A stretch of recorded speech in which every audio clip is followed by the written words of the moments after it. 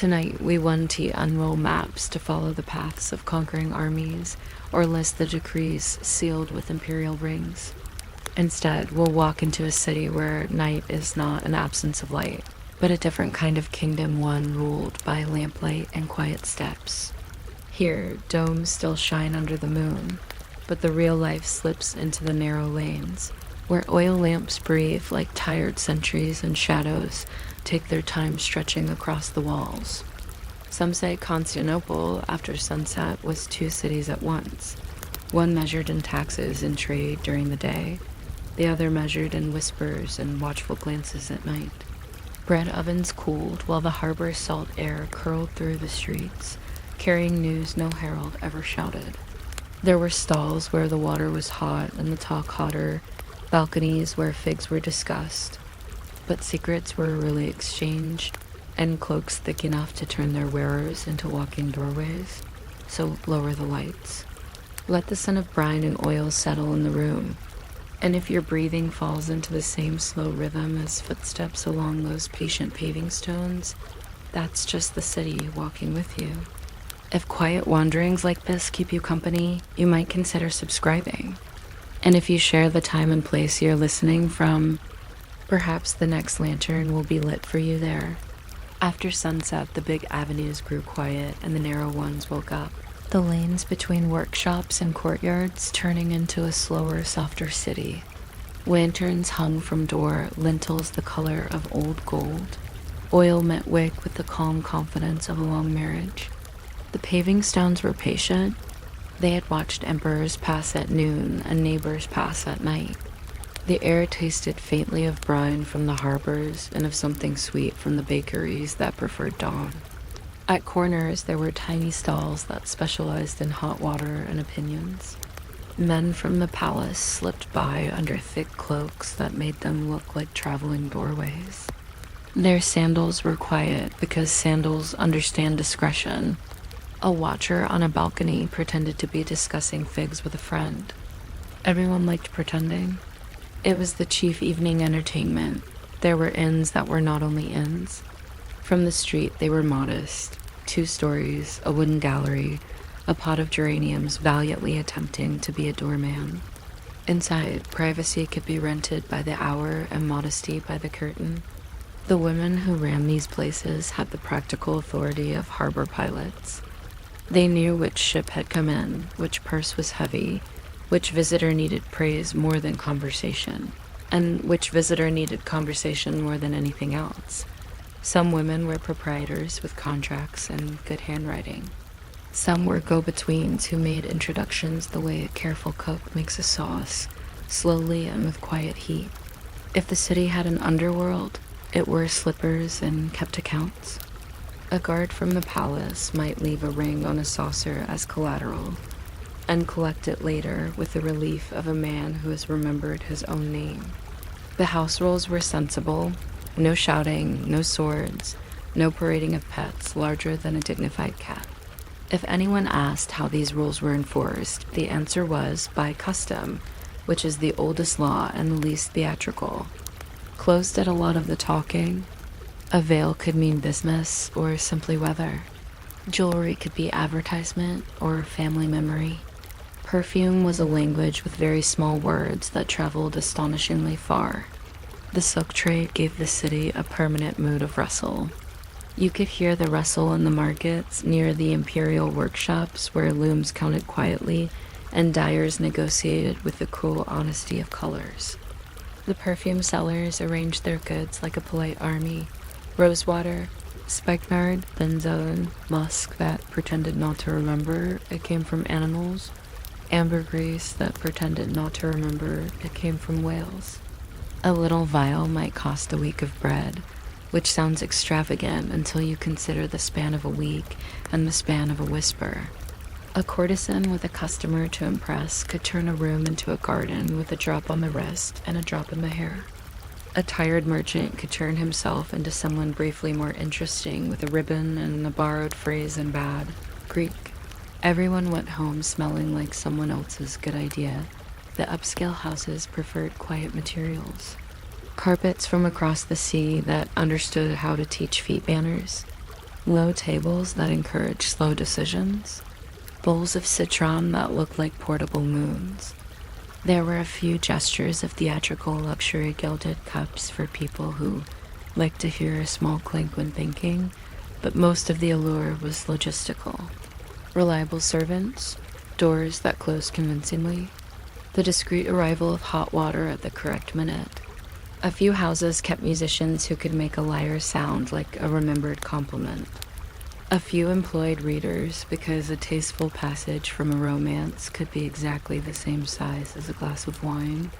The practical joke the city liked best was that scandal rarely began in these rooms. It began in the streets afterward when someone forgot that lanterns make shadows but also make light.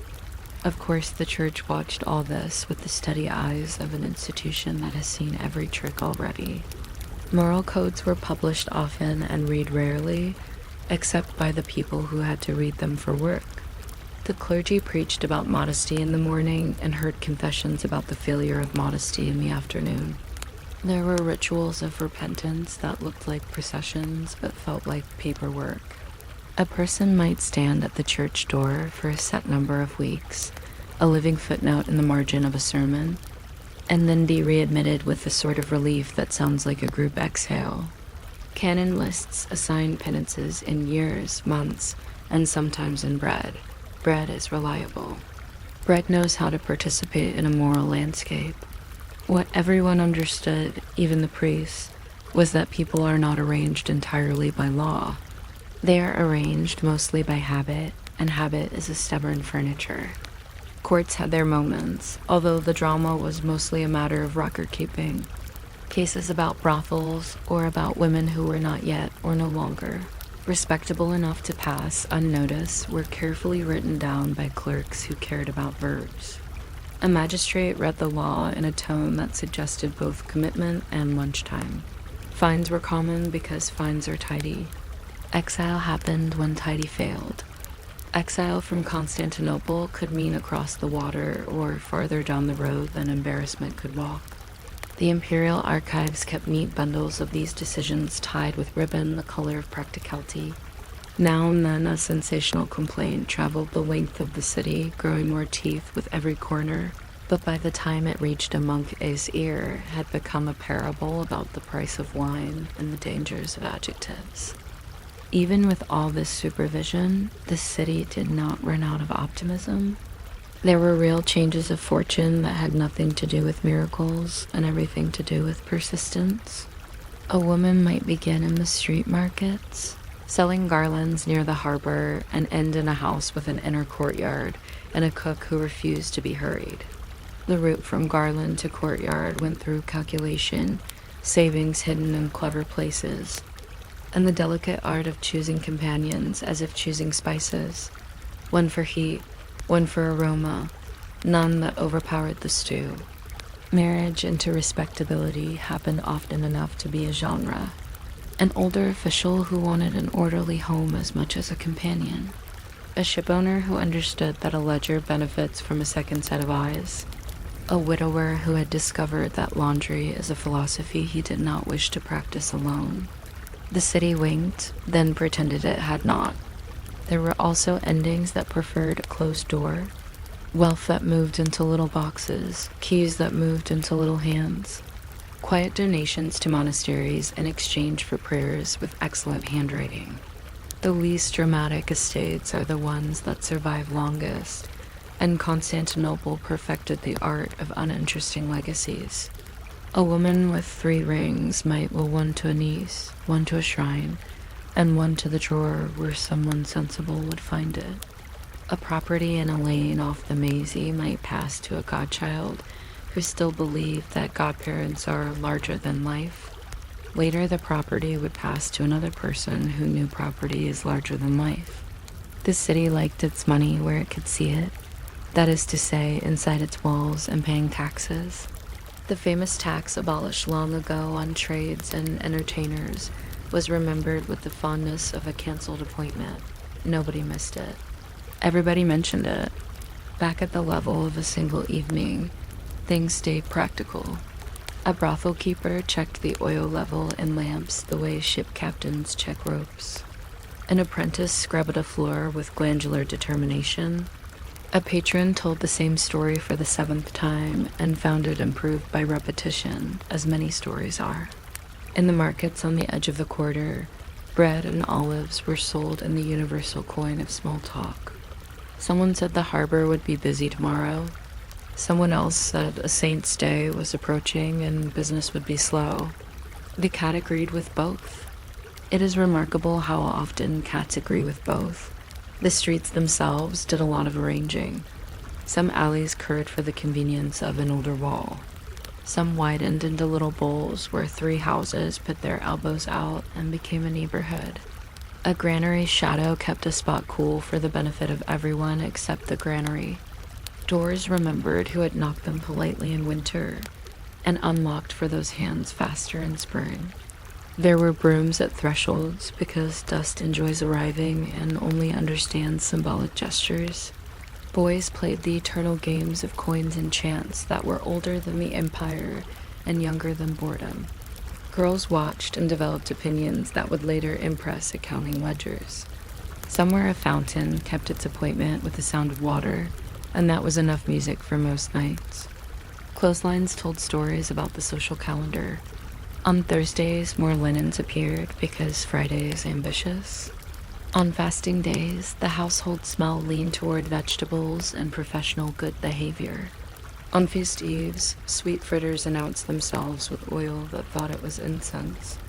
The practical world and the devout one were not separate streets. They were the same street with different lamps. A woman might leave a church after standing with the penitents, and then spend a peaceful hour bargaining for a jar of saffron that came so far it still sounded faintly like the sea. Consciences and kitchens lived happily together. Both liked measurable results. In the mornings after such nights, the city returned to the public version of itself. Market inspectors weighed loaves with scales that believed in equality. The palace threw open its big doors to officials who enjoyed walking fast. Scribes re-inked pens and began again the lifetime task of making language courteous. The quieter networks did not disappear. They just took a nap. In a lane near the harbor, a woman swept her steps with the moral authority of bristles. Across town, the same woman, or someone exactly like her, paid the fee that let her keep an establishment legal, which is to say, visible to the right people and invisible to the wrong ones. Regulation is another word for etiquette, and the empire was very fond of etiquette. There were rules about fabric and color that tried to keep splendor attached to rank. The rules were read aloud, occasionally, to remind silk it should stay near certain shoulders. Silk listened and then draped itself where it was asked nicely. Perfume made fewer promises. It traveled everywhere on the same breeze that carried gossip along balconies. You could, with a little practice, tell the difference between a merchant's blend and a courtier's blend, but only if you believed in the science of details and had no deadlines. A little amber on a wrist was a better introduction than a handshake. A violet sachet in a sleeve acted as a calendar for spring. The city's maps never admitted how much of its life happened indoors and sideways. Names were given to houses that had outlived more names than they carried. People said, turn left where the old mint used to be, then right where the grocer's goat grew philosophical. Directions are a literature. Lanterns were punctuation. A row of 3 meant certainty. A pair meant someone was at home but not accepting long stories. A single light meant the hour had gotten away from the house and everything would be solved by breakfast. Breakfast is a strong argument in every century.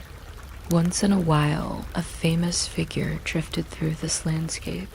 A courtesan whose wit survived the memory of her face. A holy man who preached against everything, and later admitted he had enjoyed the cadence. A magistrate who once had the sense to say, I don't know, and watched his reputation improve. The empire preferred professionals. It liked bakers who could be trusted, boatmen who knew tides like cousins, and madams who understood the difference between hospitality and advertisement. It liked records. In a drawer not far from the Great Palace, tidy folios told the story of licenses granted, fees paid, and fines assessed. It was history without adjectives, which is the safest kind to read at bedtime. If you are still with me, the lanterns are being snuffed one by one with that soft gesture all lamps understand. A last visitor goes out, counting steps, knowing exactly how many it takes to reach respectable streets. A manager of rooms checks the shutters and thinks about replacing a hinge that has been rehearsing a complaint. The cat performs a final inspection of the courtyard and finds it satisfactory. The muezzin across the water will speak soon in a city that has learned many languages for mourning. The bells will answer from another direction. The baker will test the coals.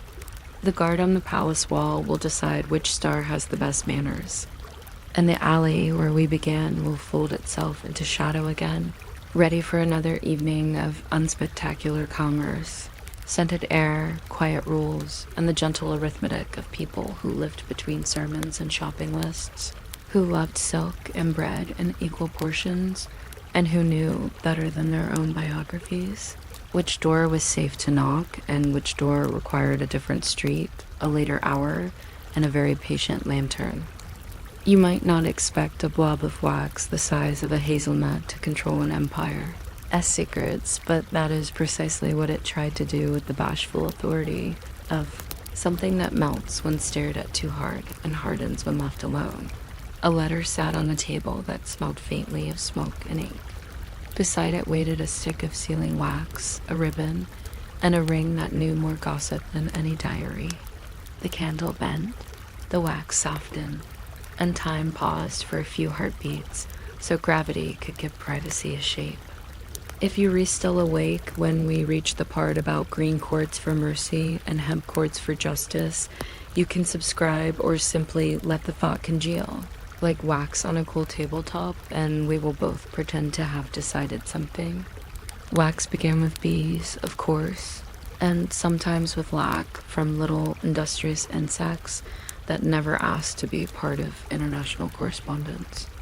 Mix in resin for hardness, a little pigment for personality red for everyday certainty, black for mourning, green when official life wanted to look evergreen, and you had a material that could listen to a signet and remember. The ring was its own quiet biography, a crest, a device, a motto that sounded brave in Latin and practical in any other language. On slow afternoons, a clerk warmed wax by rolling it between his palms, which made his hands smell like a candle trying to remember a forest. He wrote the address in a hand that had learned to be both ornamental and legible, as if beauty and clarity had signed a treaty. And then he folded the paper into its own envelope, because envelopes had not yet asked to be invented, or perhaps had, and were told to wait politely in the future. Folding was an art that preferred patience to scissors. A sheet offered 4 corners and infinite suggestions. You could fold in thirds and tuck a flap. You could fold in quarters and slit a small tongue with a knife sharper than the day required. You could spiral the sheet around itself and lock it with a tab that hid under wax like a secret under a tile. This quiet choreography has a modern name Nutterlocking, but in its own century, it was simply doing the obvious gracefully. Some walks were theatrical, with slits and darts that threatened to tear if opened by curious hands. Some were domestic, tidy as a laundry bundle, with a single wafer of sealant like a button. A diplomat might add a thread, crimson or gold, looped through a pair of punctures, so that any tampering became a tiny naughty confession. A merchant favored a faster fold commerce like speed, but not too much of it, and sealed across the join with an initial, the wax remembering the letter like a friend's face. The paper itself participated. Rag fibers held creases the way bread holds the memory of a thumb. If a mistake was made, you warmed the wax and tried again. Mistakes are the oldest recipe. The table acquired freckles of failed seals. Small red constellations that one day would confuse a future cleaner and, for now, made a clerk feel industrious. When wax met stamp, the conversation was brief and binding. Press, twist a breath, lift. The ring left its authority behind and the wax cooled into law, or at least into something persuasive. In palaces, a great seal lived in a box with a seriousness that discouraged jokes. It was attached to cords that had meanings no one argued with, silk in bright colors for matters of grace, hemp for justice that expected to be heavy. Sometimes a lead bulla replaced wax, 2 flat faces squeezed around a cord so the hole ran through like a tunnel, and on those faces, the names were struck with a certainty that would have been arrogant if it hadn't been so tired from work. Notaries carried their own small matrices in leather pockets, and there were days when those pockets felt heavier than the news they certified. Apprentices learned to cool a stamp on the damp side of a sponge before pressing. A hot stamp bruises wax, a cold one sulks. Everyone in the room pretended not to watch the moment the seal took, the way people pretend not to watch Brad rise, and somehow always do. If the seal failed, it broke quietly and joined the constellation on the table, and no one blamed the bee. Messengers turned wax into travel. A letter tucked under a saddle flap learned the shape of a horse's shoulder. Another in a courier pouch learned the schedule of ferries and the smell of ropes. Some letters wore strings like belts to hold them during bumpy decisions. A postmaster in a market town owned a cupboard of pigeonholes where folded promises waited for riders with appropriate boots.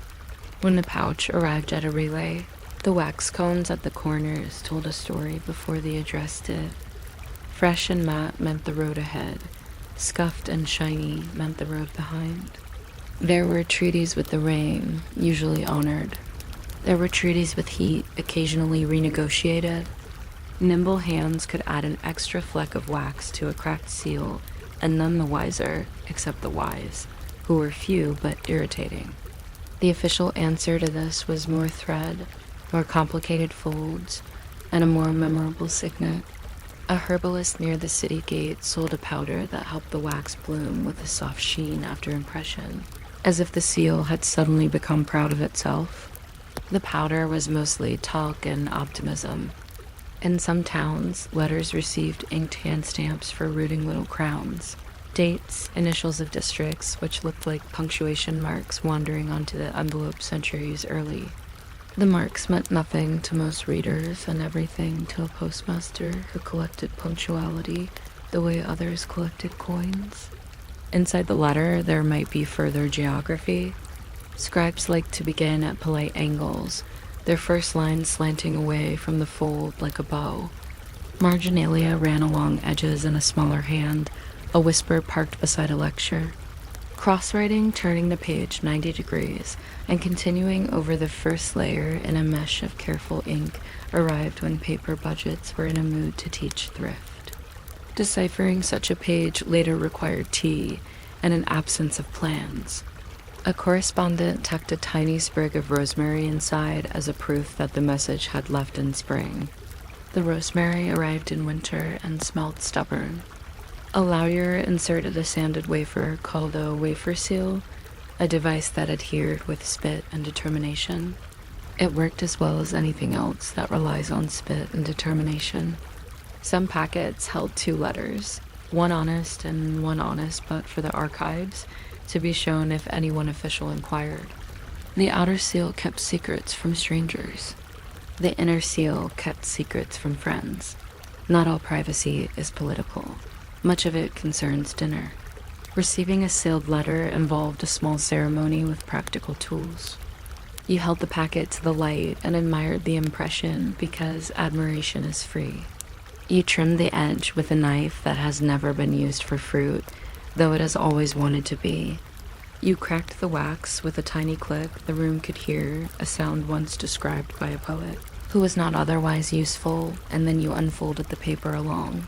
The creases that had slept since the last pair of fingers told them to be corners. If there was thread, you cut it, or if you were sentimental, slid it off. and kept it in a saucer with other little threads that did not know why they had survived. In chancelleries, clerks logged the arrival in a register with a sentence that had rhythm. Date of receipt, sender, matter, seal in red, intact. The word intact is a small drum. There were times when a letter arrived unsealed, and a wax impression was taken anyway, pressed onto the paper and annotated to show the condition like a footprint beside an empty cage. People continued to trust wax because trusting is what people do when they have errands. Color was a shorthand that enjoyed being understood. Red worked for nearly everything. Black announced mourning and occasionally legal gravity that hoped to be impressive. Green promised longevity in charters and looked good against parchment, which mattered. White was for weddings in some places and for the deliberately plain in others. Blue was rarer, costly to pretend with.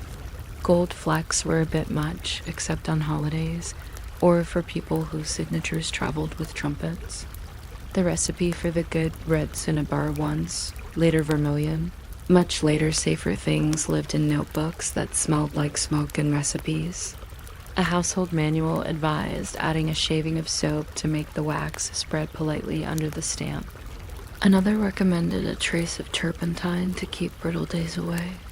Every recipe came with a warning about making the room smell like a shipyard, and none of the warnings were heeded. The law stepped in, as it always does, and tied threads around the process. In some cities, the seal became a person in the eyes of the court, who you were when you weren't present. Breaking a seal without permission became the sort of adventure that ended with a fine, which is respect in numeric form. Notaries registered impressions in little albums so that a disputed seal could be compared on rainy afternoons. A few scoundrels kept counterfeit matrices badly carved, too eager. Letters that slouched, but most frauds failed because people are good at recognizing the posture of stamps they see often. There were also waxless signatures. Some rulers pressed their signet into a blob of soft lead, or hung a lead bulla from cords to make a document heavy enough to be taken seriously, even by tables. Papal practice liked to color-code the cords.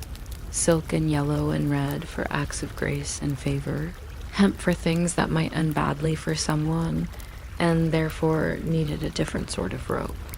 The cords made a soft noise when you lifted the document, like rain considering a roof. Private people used private methods. Levers hid notes inside the seams of folded letters, so a reader could read the respectable lines and miss the actual heart, which lived sideways. Families wrote in languages they were bad at, because bad grammar is a cloak that fools only the uninvited. A widow kept her husband's signet ring on a ribbon and used it for household orders, which made the butcher respectful and the baker amused. The baker liked everyone professionally. A traveler sealed a purse with wax over cord ends in the belief that thieves dislike art. Thieves dislike being seen more than art, but the ritual helped the traveler sleep. Some households sealed jars in the pantry with little wax stamps that said cheese or quince because labels create civilization. Children were permitted to press a button or a coin into leftover wax to make medals for armies of no consequence. Waxes always understood play. Every now and then, a letter took longer than a season and arrived decorated by travel. Smoke impressions from a kitchen fire, freckles of rain, the pinprick of a curious beetle that had auditioned for the role of worm. Wax aged in interesting ways. It went dull and became the color of memory. A sharp impression blurred into a suggestion, as if the seal were withdrawing its testimony without apology. People kept old letters for the same reason people keep stones, because they are themselves, and being themselves is sometimes an argument. Bundles lived in chests, tied with ribbon and colors chosen for no reason, or for reasons forgotten. Inventories listing such bundles never got bored. They were already asleep. Offices specialized. The dispatch room kept a warming pan near the brazier, so seals could be revived if someone knocked a table at the wrong moment. There were tongs for moving coals, a spoon with a flattened lip for pouring wax exactly where it ought to go, and a pin for teasing a thread into place before the moment of truth. Racks held drying letters like biscuits. A clerk with good ears could tell which signet had been used by the way the stamp lifted. 2 very shallow clicks for a broad matrix, 1 confident thump for a small one. He would be embarrassed to be caught demonstrating his skill, and would immediately show you the index of correspondence by subject to prove he was, in fact, valuable in respectable ways. The index lived on a hook and only sighed when read. Openers existed, knives with more manners than sharpness. Some were thin as claims and fitted inside a sleeve. Some were carved as dolphins because whimsy is indestructible. There was an etiquette of returning a seal unbroken if the letter proved irrelevant, a courtesy observed mostly by people whose jobs had enough time for niceties. Another etiquette said, do not press so hard that wax squeezes into the paper and marries it. Divorce would be messy. Yet another asked correspondents to avoid using too much perfume because perfumed seals made boxes of letters argue with cupboards of linens. A house with both boxes and cupboards knows the value of peace. The 19th century grew envelopes like hedges, and wax learned to be ornamental. Stamps with daisies, owls, Masonic compasses, ships in very small seas. Initials that shouted and monograms that whispered. Catalog pages that promised improvement in manners for 2 shillings a stick. Postmarks elbowed wax aside with their dry logic. Gummed flaps recruited tongues into the service of privacy. Still, the old ritual persisted at desks that believed a letter deserved a ceremony. Morning stationery paired black borders with black wax and made grief look organized. Invitations bloomed in colored blobs like moths caught by geometry. Lawyers, God bless them, kept brass seals for closing. Packages of papers with string and red wax that smelled like a forest trying to sit up straight. Meanwhile, archivists developed gentle ways of breaking old seals when they had to and gentler ways of not. They made casts in plaster so the impression could be studied without insulting the original.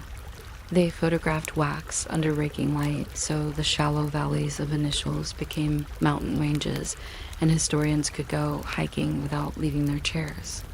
In a few rare cases, letters were x-rayed like bones to see the folds and the locks without breaking them, a trick that felt like magic to everyone, including the machine.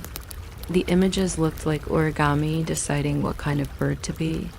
One could watch a slit and dagger lock appear as a pale arrow, and feel none of the urgency of a spy, and all of the satisfaction of a tailor.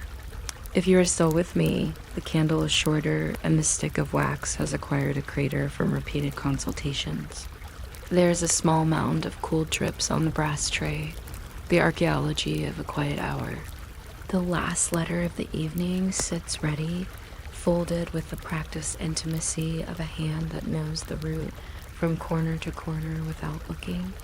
The seal is warmed and pressed, lifted and admired, and added to the stack that will travel at dawn when hooves make the street sound like someone tapping a long sentence on a wooden table. None of this will change history loudly, which is part of the appeal. Letters and their wax behave like the hinges on doors you never think about.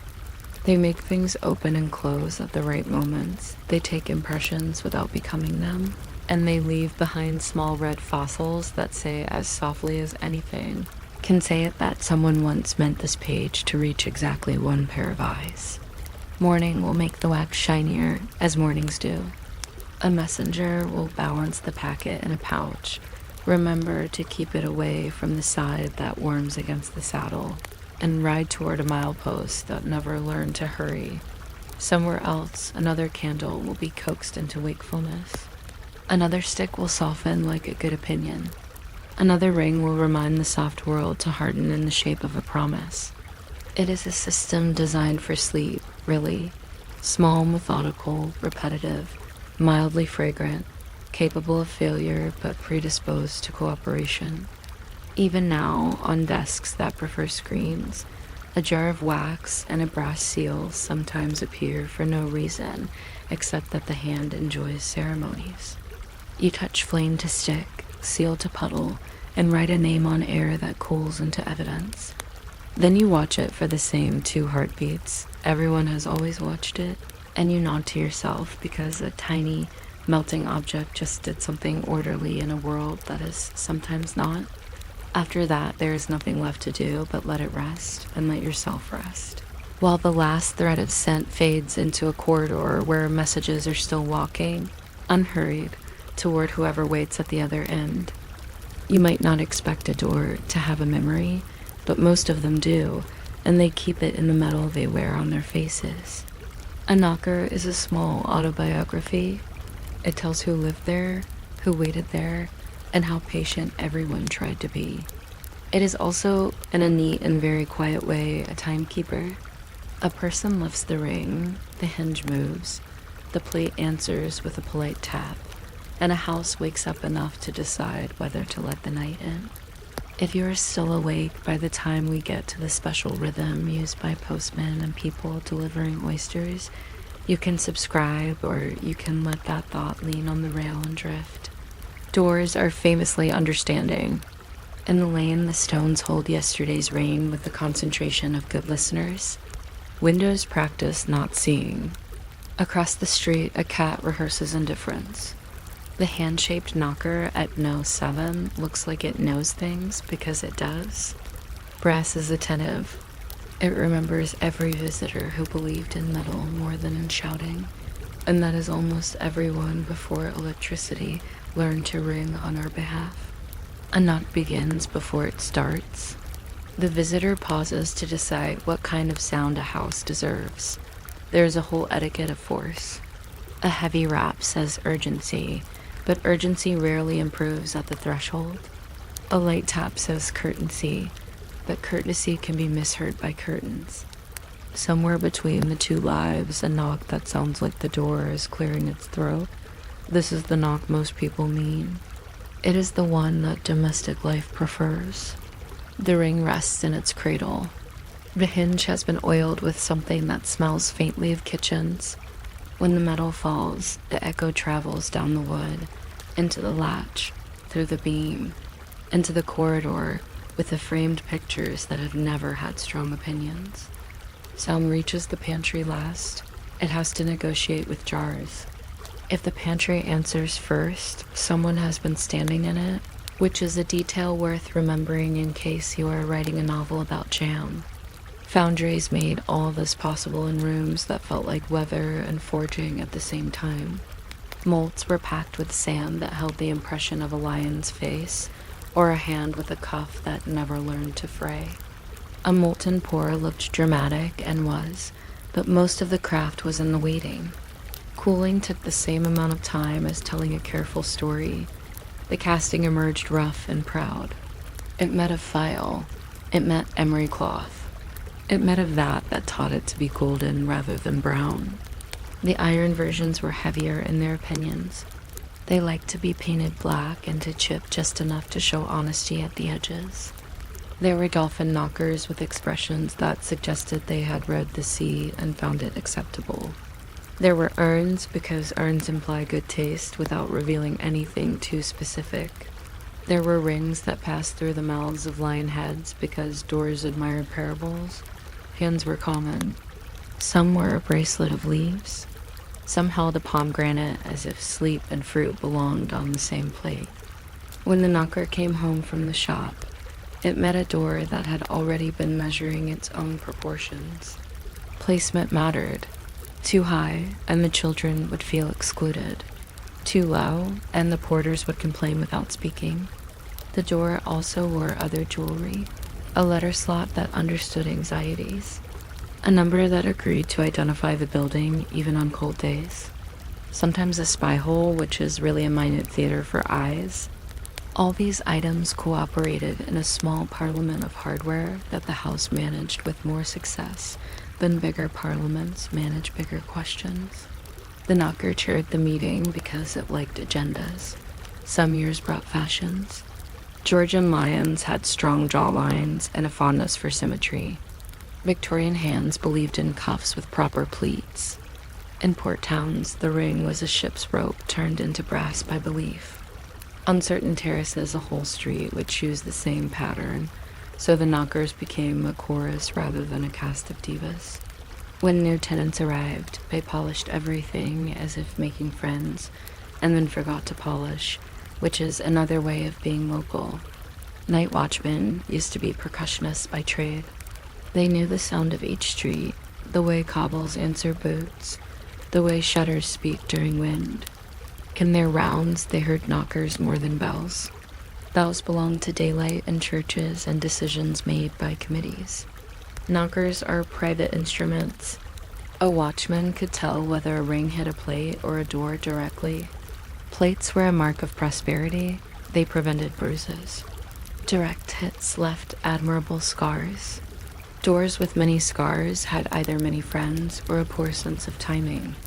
The watchman's own staff had a clapper so he could announce himself in short, informative bursts. People slept because someone practiced short, informative bursts. Morning changed the sound. Bakers knocked with flour still on their knuckles. Milkmen developed a friendly pattern and were proud when imitated. The oyster cellar in a few cities had a special rat-tat because shellfish travel best at speed and wanted the concierge to hurry. Postmen adopted a courtesy tat, brisk and official, like punctuation that has read the manual. Children banged as if the door were a drum and they were responsible for parades. Policemen knocked with the back of the knuckles in a way that felt like a sentence even when it wasn't. Some households claimed to recognize visiting cousins by the rhythm alone. It is not difficult to believe. A knock is handwriting for the ear. Craft manuals explained how to fit a knocker so the door would not learn bad habits. Drill from both sides to prevent splintering.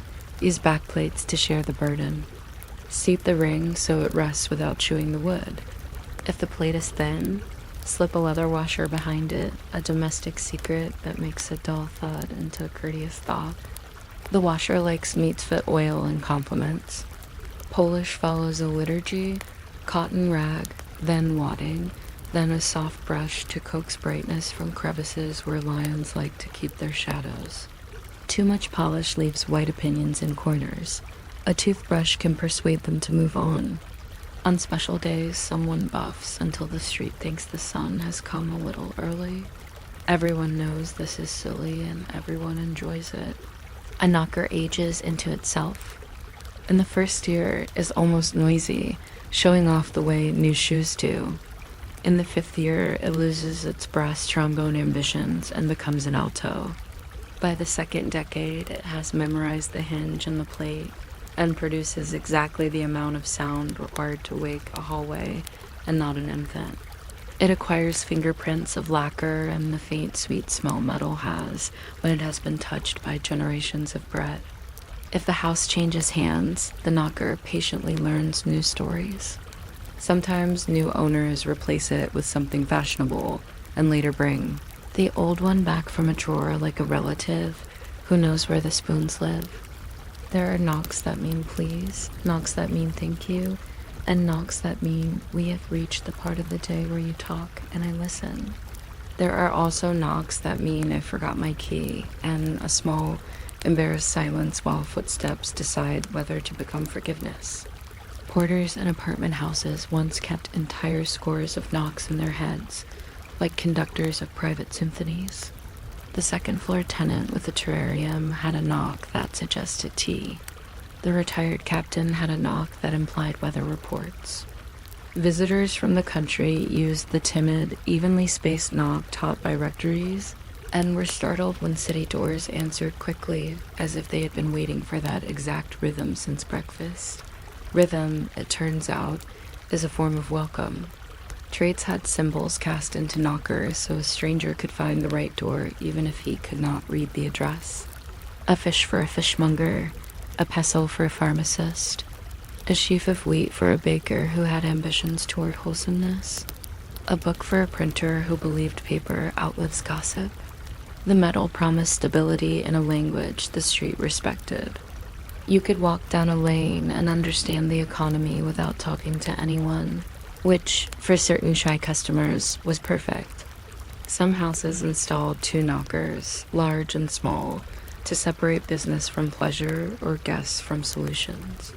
The small one was for friends who already knew which chair suited them. The large one was for people who needed to be seated first. Etiquette wrote a little book for all this and pretended it had always been there. 3 raps for polite visits. A single knock for servants entering familiar rooms. 1 long, 1 short for emergencies that did not like discussions. At night, do not knock where people are sleeping unless they have asked to be woken. At daybreak, reverse the rule. When rain is ambitious, wipe the ring discreetly before using it. Everyone likes to imagine that doors are never wet inside. When you bring a message that you would rather not deliver, knock less, not more. Loudness does not improve truth. When you are nervous, hold the ring still while you practice your excuse. The door understands rehearsal. Most rules are merely ways of being kind slowly. The hand-shaped knockers have their own subculture. They wear rings sometimes. They carry a ball. Palm up means welcome.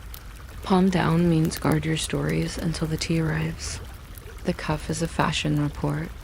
In older quarters, the cuffs are simple, a band of leaves. In districts that have met opera, the cuffs have lace that pretends it is cast from air. Iron hands are honest and weigh more than they look. Brass hands are vain and know every camera in the neighborhood. People salute them without noticing because greeting a hand feels natural, even when the hand is a small sculpture with an agenda. Behind the door, there is the answering machinery. In grand houses, a lever connected the knocker to a bell in the back. Hall, so the ring produced 2 sounds at once. The dignified outside thok and the private ding that made a maid start walking at a professional pace. Bell pulls did similar work with twine and pulleys, but knockers are pleasant because they are practical without leaving the threshold. A servant could listen to knocks from the scullery and know whether to bring the silver tray or the wooden one. The silver tray meant conversation. The wooden one meant parcels and change. Knowledge like this made a house function without thinking much about it, which is the dream of all houses. When electric bells arrived with buttons that looked like coins, the knocker briefly felt unemployed. It never was. Buttons are efficient. Knockers are public. A button informs, a knocker announces. In some cities, people use both, trusting electricity for everyday and brass for ceremony. A bride's first visit to a new home often began with a knock, because the sound was old enough to satisfy superstition and new enough to be enjoyed. In certain blocks, the children knew which doors were more fun to knock because the ring was heavy and the plate was honest. It is not a complicated metric. There are economies built on polish. A boy once made pocket money walking a route, polishing knockers on Saturday afternoons for a penny apiece. He carried rags, wadding, and a patience older than coins. The brass answered with a color brighter than weather. Householders watched through curtains and felt the smugness of infrastructure. The boy learned shapes and addresses together like a private geography lesson.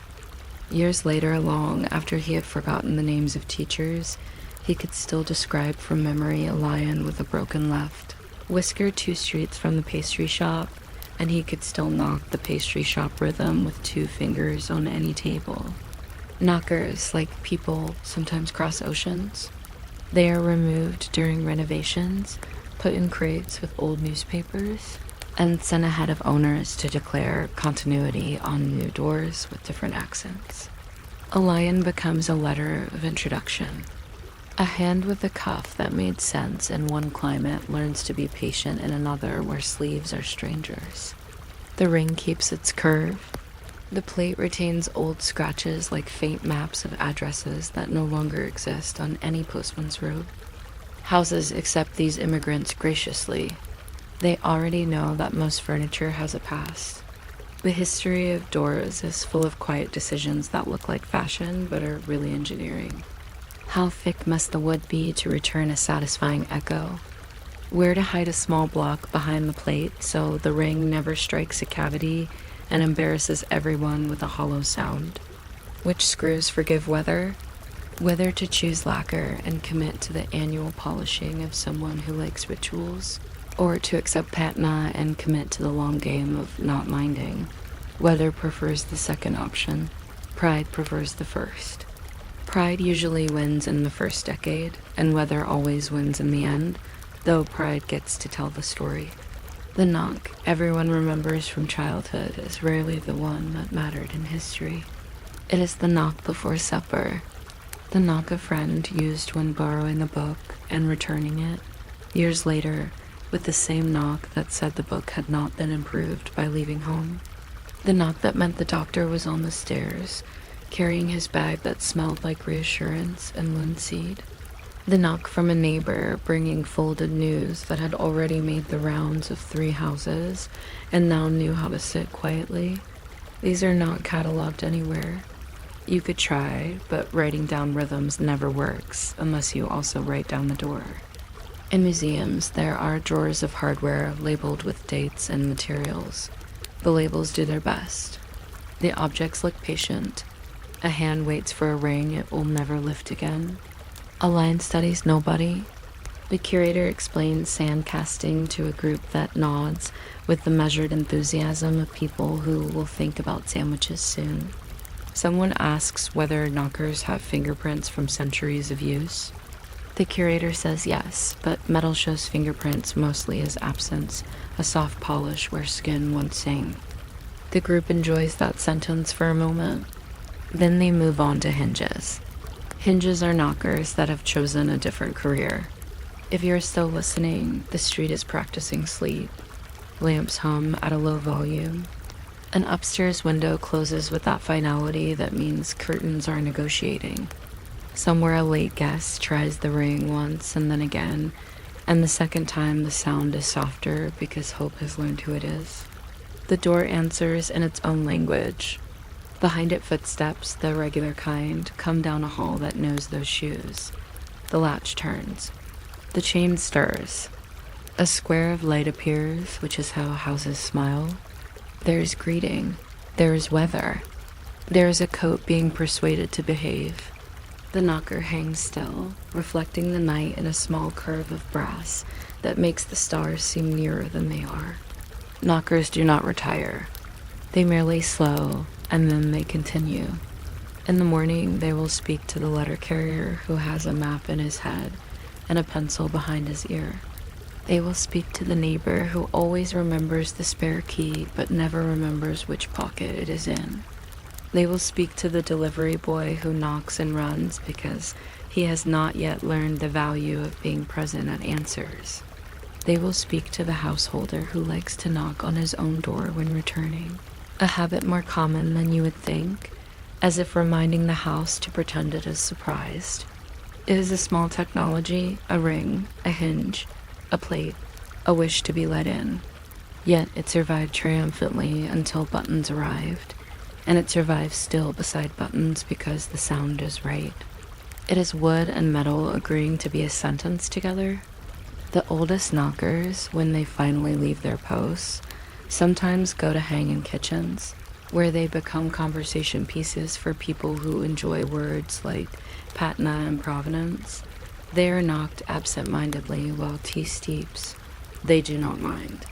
They were made for absent-mindedness and for tea and for the unremarkable ceremonies that keep days in order. So you might not expect a door to have a memory, but it does. And if you ask politely, it will lend it to you in knocks. One for greeting. One for errands. One for the person you used to be when you lived upstairs and forgot your own key. The metal will cool under the night air and warm under your hand, and the sound will go into the wood, and the wood will pass it on until it reaches the room where the house keeps its listening. If you fall asleep before the latch turns, that is fine. The knocker can finish the sentence. It has been practicing for centuries, slowly, with good manners, answering and asking. until the street is quiet again and the ring rests in its cradle, the way a thought rests in a comfortable mind. You might not expect a bird to keep office hours, but geese quietly did, lending the best feathers from their wings to people who like to turn thoughts into thin black lines. A quill is an arrangement between flight and handwriting, a way for air to become sentences. It begins with the primary feathers from the left wing if you are right-handed, because the curve suits the hand and the page, and with the right wing if you prefer your pen in the other hand, a small ergonomic secret hidden in a meadow. If you re still awake by the time we reach the difference between a crow quill and a swan quill, you can subscribe, or let that idea nest on the windowsill and do nothing. The geese won't mind. Feathers are gathered after molting or from birds already destined for soup, which is one of history's tidier doublings. The quills are hardened by a warm bath of sand or ash, a sort of spa treatment after life, because a soft quill writes like a sigh and then keeps sighing. Sand whispers into the hollow and teaches the keratin to be firm. Later, the skin is scraped away and a small plug of pith is coaxed out like a cork in miniature. The future pen then sleeps in a bundle until a hand with a penknife wakes it, and the working end becomes geometry. A slanted cut, a shoulder shaved, a slit down the middle that makes two tines willing to cooperate. The first line from a new quill has the energy of someone entering a cold lake. The second line believes in itself. By the third, you can hear the quiet rhythm of letters deciding to exist. The bench where a quill is born looks complicated and is not. A penknife with a thin, stubborn blade. A little pot of pumice or sand that acts as an abrasive courtesy. An inkhorn or bottle that smells faintly of vinegar, iron, and ambition. Nearby waits a pounce shaker ground cuttlefish bone or powdered pumice, ready to dry ink or tame a page that is too relaxed. Early paper, generous by nature, accepts ink with the openness of fresh bread accepting butter. Pounce teaches restraint. The quill itself asks for maintenance more than praise. It wears down, the slit widening until letters begin to look sociable when they should look tidy. You trim again, shaving a new nib from the same feather like a cook carving repeated slices from a roast. Each pen, therefore, contains several pens, a pleasant economy. If the tip snags, a quick stroke on the tongue adds just enough moisture to behave. A gesture learned automatically and remembered longer than algebra. On a winter morning, the inkwell forms a delicate skin that breaks with a sound you cannot hear, and the first drop gathers at the nib as if deciding whether to be brave. Ink is a recipe that has survived more households than stew. Oak galls, which are polite arguments between trees and insects, contribute tannin. Vitriol, the practical name for iron sulfate, adds the iron. Gum arabic holds the peace. Water and time do their part, while the solution darkens from tea to midnight. Fresh on the page, it can look faint, then deepen as air proves its point about chemistry. Old entries in parish books are brown because iron likes to turn memory into rust, slowly and with impeccable manners. Scribes stirred their bottles with the gravity of weather forecasters. Travelers carried ink cakes that could be coaxed back to life with water and patience. A penner, which is a small traveling desk pretending to be a case, held quills, a knife, and the bottle in a combination that made sense until the road discovered bumps. There were pen wipes, small velvet mops shaped like strawberries or hedgehogs, beloved of ink and cats. There were pen rests shaped like serpents that promised to cradle the quill and only occasionally rolled it into the blotter for sport. The writing slope opened like a friend and offered compartments for every hope.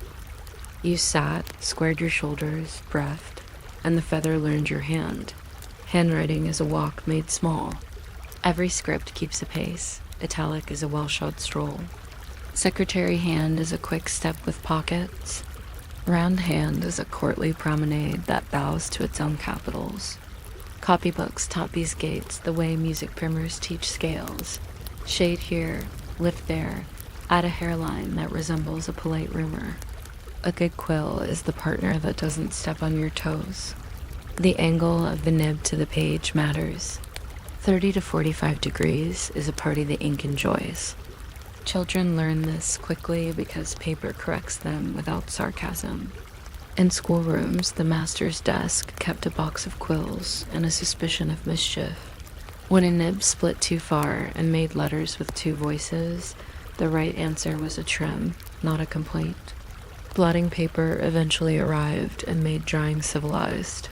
Before that, sand and patience worked well enough, as did waving the page gently in the kind of arc that invites a draft but risks nothing. If a blot happened, a small knife could lift it in confetti, and the confetti was brushed into a drawer that kept secrets without being asked. The erasure crumbs smelled like clean paper pretending to be bread. A quill carries sound. On rough paper, it whispers. On vellum, it clicks faintly like knitting needles being discreet. A long sentence hums along a line until the hand remembers new ink exists. The dip is a breath, the return a resumption. People who wrote for a living recognize one another's rhythm by ear. The law clerk asks deliberate tap-tap pause. The novelist's pages turning like tide. The bookkeeper's neat percussion that lined up with columns. Thread binding in the ledger kept the pages modest while the quills counted money with little marching strokes. In a counting house, the quills stood in a cluster like a thicket, nibs trimmed to widths that matched the seriousness of sums. At home, a letter began with a bird on the desk and ended with a bird in the envelope. The feather at the instrument's far end sometimes trimmed, sometimes left decorative bobbed with each loop, a small metronome for feelings.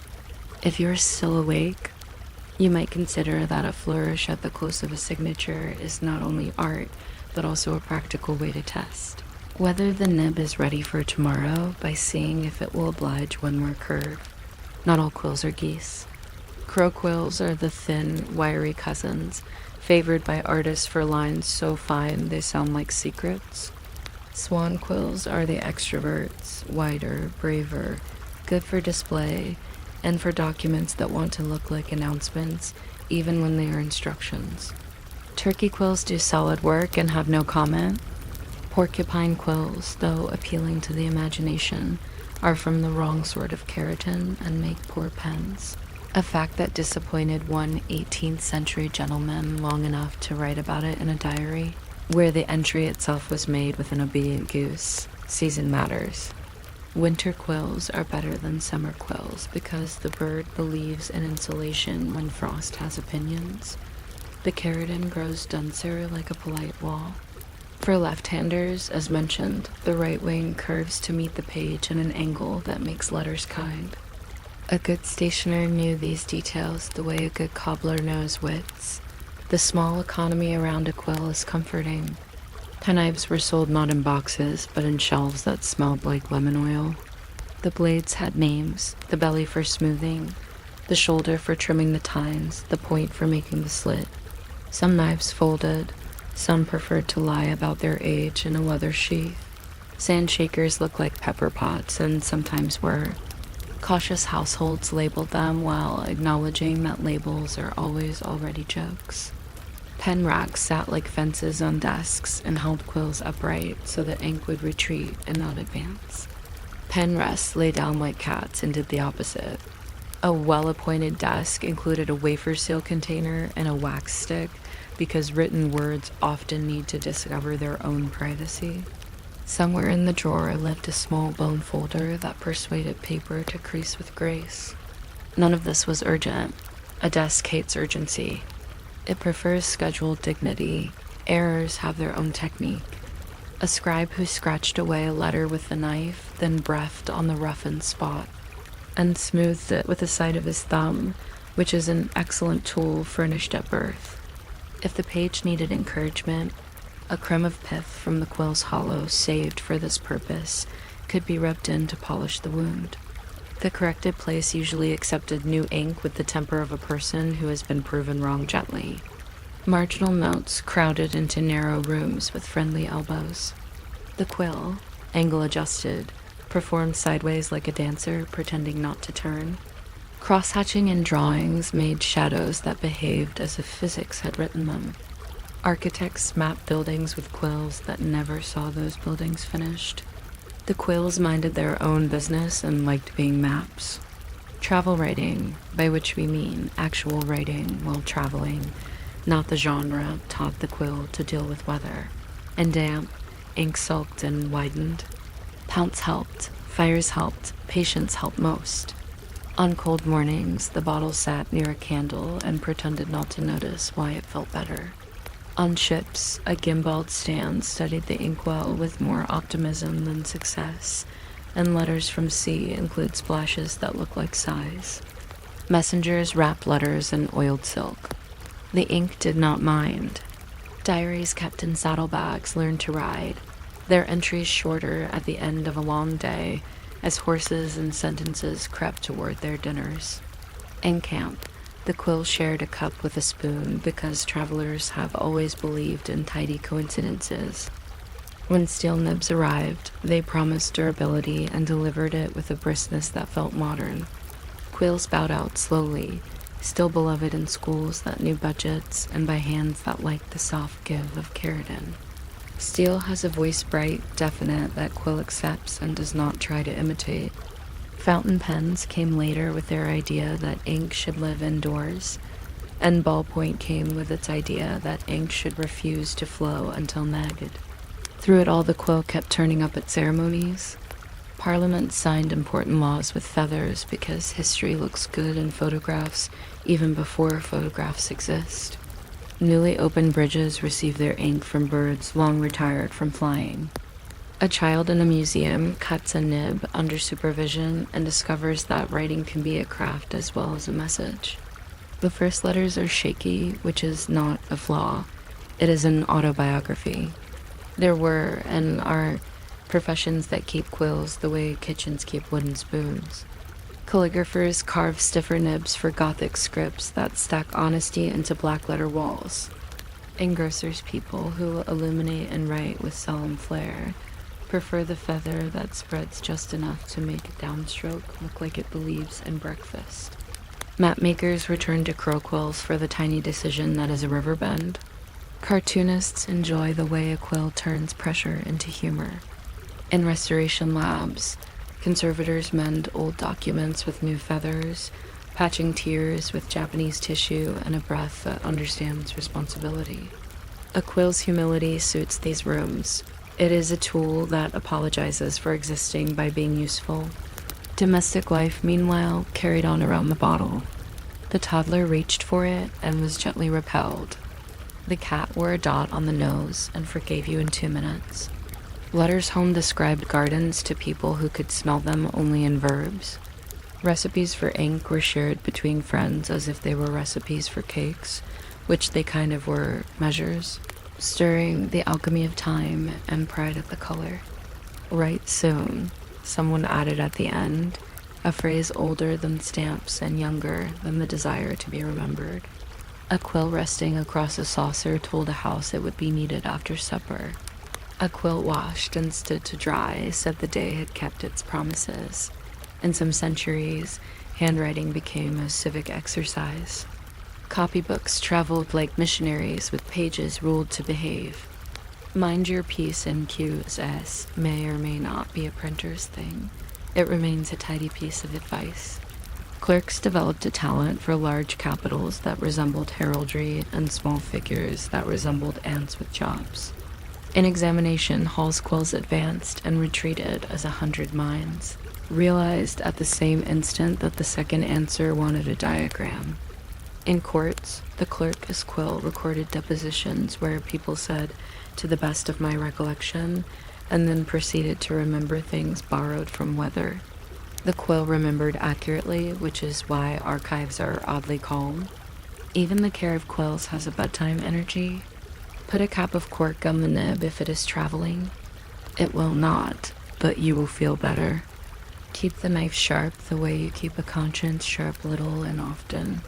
Store the prepared quills in a roll of paper that smells faintly of starch, so they run to collect dust as if it were flattery. Do not lend your best pen unless you are willing to forget it cheerfully. Mark a favorite with a tiny dot of paint near the feather's base, a modest vanity. When the pen is truly finished, the step can become a tool for laying gold leaf or lifting crumbs from narrow places. Tools enjoy second lives. They approve of meaning more than titles. If you are drifting now, picture a desk at closing time.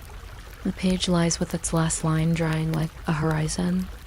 The quill stands in the inkwell, or better, rests on a little glass bridge, so the ink retreats from the point, and the point thinks about morning. The penknife folds with a click and becomes an object like any other in a pocket that is ready for tomorrow's trimming. The pounce pot shuts. It has said enough powder for one day. The room smells very faintly of tannin and gum, like tea that has learned mathematics. Outside, a street practices candlelight. Inside, a sentence remains half a word from done, because stopping slightly before the end is how some people convince themselves they will begin again. Geese continue, untroubled by all this, across fields that do not suspect they have supplied literature. They keep their counsels and their migrations. The world turns its pages with weather. Down on the table, a feather keeps its shape and its assignment, which is modest, to help the hand make marks and then to step aside. Tomorrow, the marks will be read by someone who needed to hear exactly that shape of day. The quill will be trimmed once more, and the slit made precise, the same way sleep trims the day and makes thought precise. You might not expect a bird to keep office hours, but any tool that learned how to fly before it learned how to write will be good company, especially late. Especially when the house is quiet and sentences like to arrive with the manners of visitors, who remove their shoes and say thank you before closing the door behind them very softly. You might not expect a nation to be governed, in part, by a very small spoon, but for a long time, kitchens and medicine chests quietly agreed that a teaspoon could keep order as well as any law. It is small, reflective, and entirely convinced of its own usefulness. It occupies that exact curve between scoop and dip where liquid becomes obedient. In a cupboard, it sits with its siblings like a tidy row of commas. If you're still awake by the time we discuss why 3 teaspoons equal a tablespoon, except when they do not, you can subscribe, or you can let that thought rest in the cutlery drawer next to the stray corn cob holder. I'll keep stirring at a pace approved by tea. The first thing to notice is how a teaspoon asks for context. On the table, it behaves as jewelry for cups. In a recipe, it behaves as law. In a pharmacy, it used to behave as destiny, measuring doses with the kind of confidence that should probably have filled out a form. Very old spoons were carved from bone or wood and kept their memories of forests. Later ones were cast in pewter and then in silver, each material lending the spoon a different opinion of temperature. Silver warms quickly and lets you know with a small shock that is not alarming, but is still a decision. Wood stays calm, no matter what you pour on it. Pewter tries to be everyone's friend, and should not be invited to strong acids. Open the drawer, and you can hear history in the shuffle. Teaspoons gather around ladles the way small birds gather around herons. There are patterns stamped in two. The handles, little meadows of scrolls and flowers with names that sound like Chi-Town's old colony. Fiddle thread, kings, but the bowl of the spoon is where the work lives. Some bowls are oval like a philosophy, some more round like a joke. A good teaspoon fits the contour of its cup with the intimacy of well-chosen shoes. It is not large enough to be intrusive and not small enough to seem promotional. It prefers to be necessary. When silverware learned hallmarks, teaspoons became tiny passports. British spoons wore lions and letters that explained themselves with the patience of librarians. Continental spoons favored makers' marks that looked like secret clubs. Even humble hotel spoons got initials so ambitious they seemed ready for monogrammed towels. In a dish bit behind the dining room, stacks of these little emblems clinked like coins doing polite calisthenics, but the teaspoon is more than morale. It is a unit in a world that needs units. Apothecaries, once measured by grains and scruples. And drams, units that look like cousins at a reunion who all share a nose. Doctors said a teaspoonful, and imagine the same curve as a housewife measuring vanilla at dusk. Sometimes they imagined correctly, which is comforting. Sometimes. The household teaspoon was the generous aunt of spoons, and the bottle went empty too soon. Manuals made illustrations of standardized teaspoons with lines like little horizons inside the bowl, and insisted this was the only safe geography. Eventually, glass measures arrived with cheerful marks, 5 milliliters, 10 milliliters, and the teaspoon retired. From medicine with relief and continued its career in pudding. When metric befriended kitchens, recipes began to offer both languages, 1 teaspoon, 5 milliliters.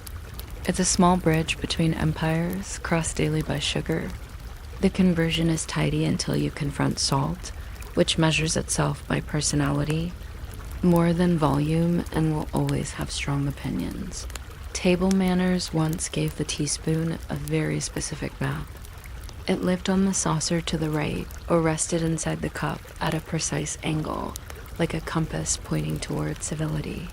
Never leave it in the cup, the manual said. It is not a mast. Stir gently without clinking the porcelain. Clinking announces restlessness. Sip from the opposite side of the spoon to avoid looking like a bird, which is a charming rule that no one enforces but many obey. Coffee spoons, the smaller relatives, enjoyed being fussy, and demitasse spoons enjoyed being fancier still, sometimes with a twist in the stem so they could sit gracefully on the rim of a cup that believed in Paris. Iced tea demanded elongated. Spoons with handles like fishing poles, good for retrieving lemons from a glass where they had gone to improve themselves.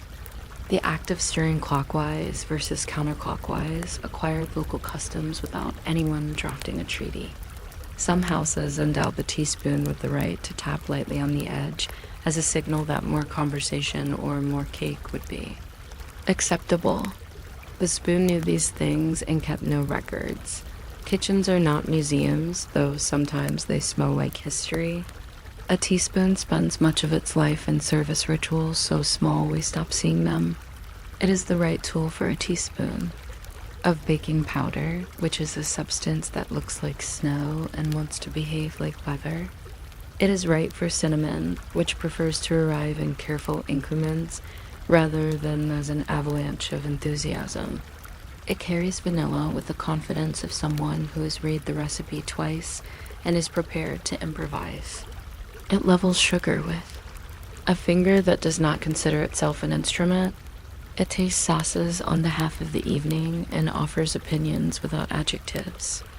In a pinch, it unscrews an uncooperative jar because leverage respects courage as much as strength.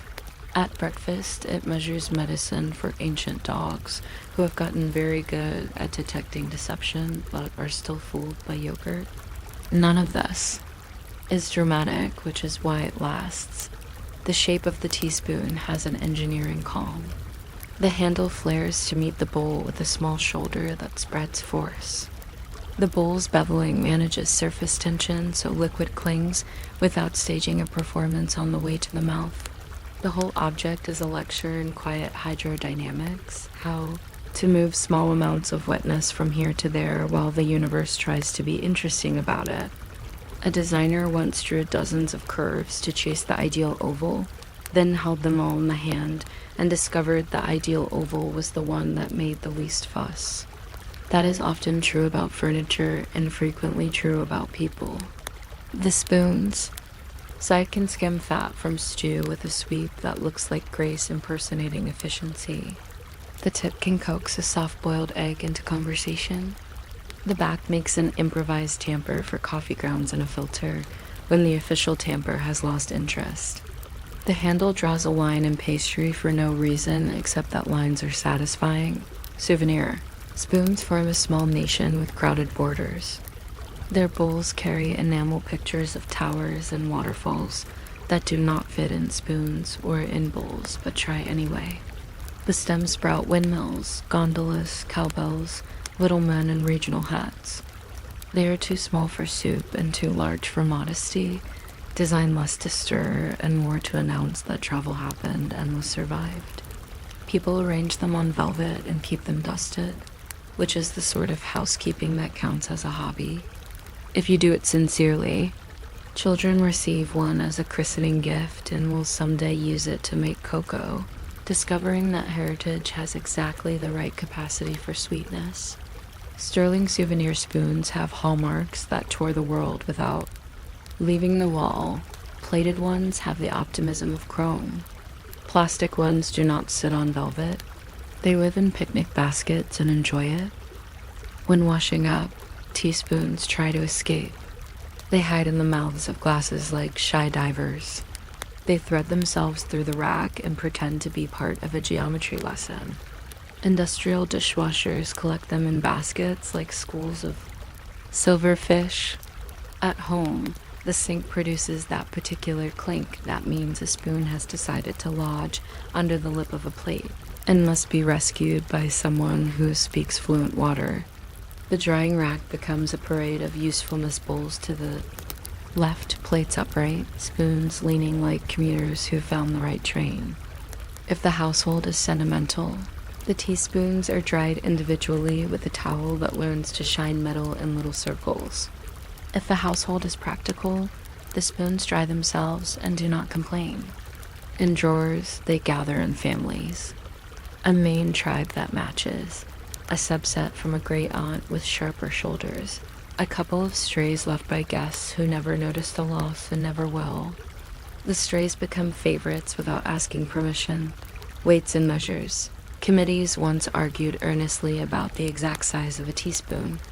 3 teaspoons equal 1 tablespoon, they declared, as if this had always been obvious. Later, they admitted that a household tablespoon was often more of a serving spoon than a measuring spoon, and recalculated with a sigh that sounded like a whisk. The metric world proposed 5 milliliters and watched the chaos of old recipes quietly set like custard. Cooks learned the phrase heaping teaspoon, a unit that depends entirely on optimism and cup size. Scientific pipettes replaced spoons in labs because experiments preferred glass to charm, and the kitchen sighed again and stole the idea of leveling. You can measure salt by eye once you have made enough soup to know what kindness looks like. Until then, the teaspoon is better at kindness than most of us. Etiquette is kind to teaspoons because they do not invite misbehavior, a rule about not. Leaving them in mugs exists mainly to prevent burns and splashes. A rule about placing them bowl up beside the saucer exists to prevent stickiness from introducing itself to sleeves. There are rules about not tapping to command attention at weddings, because spoons are for stirring and celebration should be stirred by other means. There are also rules about dessert spoons that are emphatic enough to be comic. The custard spoon is not the same as the fruit spoon is not the same as the sorbet spoon. The teaspoon, meanwhile, smiles from its place and does all 3 quite happily. At tea, someone inevitably balances a cube of sugar on the spoon and pours hot tea over it because rituals feel better when they perform. And in that small waterfall, you can hear the 19th century enjoying itself. At coffee, someone inevitably counts spoonfuls aloud, which is how mornings remind themselves they are mornings. Antique shops keep boxes of loose teaspoons near the door because small silver is an easy hello. Pick one up, and you hold a household in miniature. A Warren monogram curves like a river that has traveled a long way. The bowl carries faint scratches like sentences erased decades ago. Sometimes there is a date, sometimes a crest that implies. Hunting lodges and conversations about weather. Sometimes there is only weight, the comfortable density of metal that was made to last longer than appetite. The dealer says Victorian with the generosity of a century and invites you to imagine. Marmalade. You do.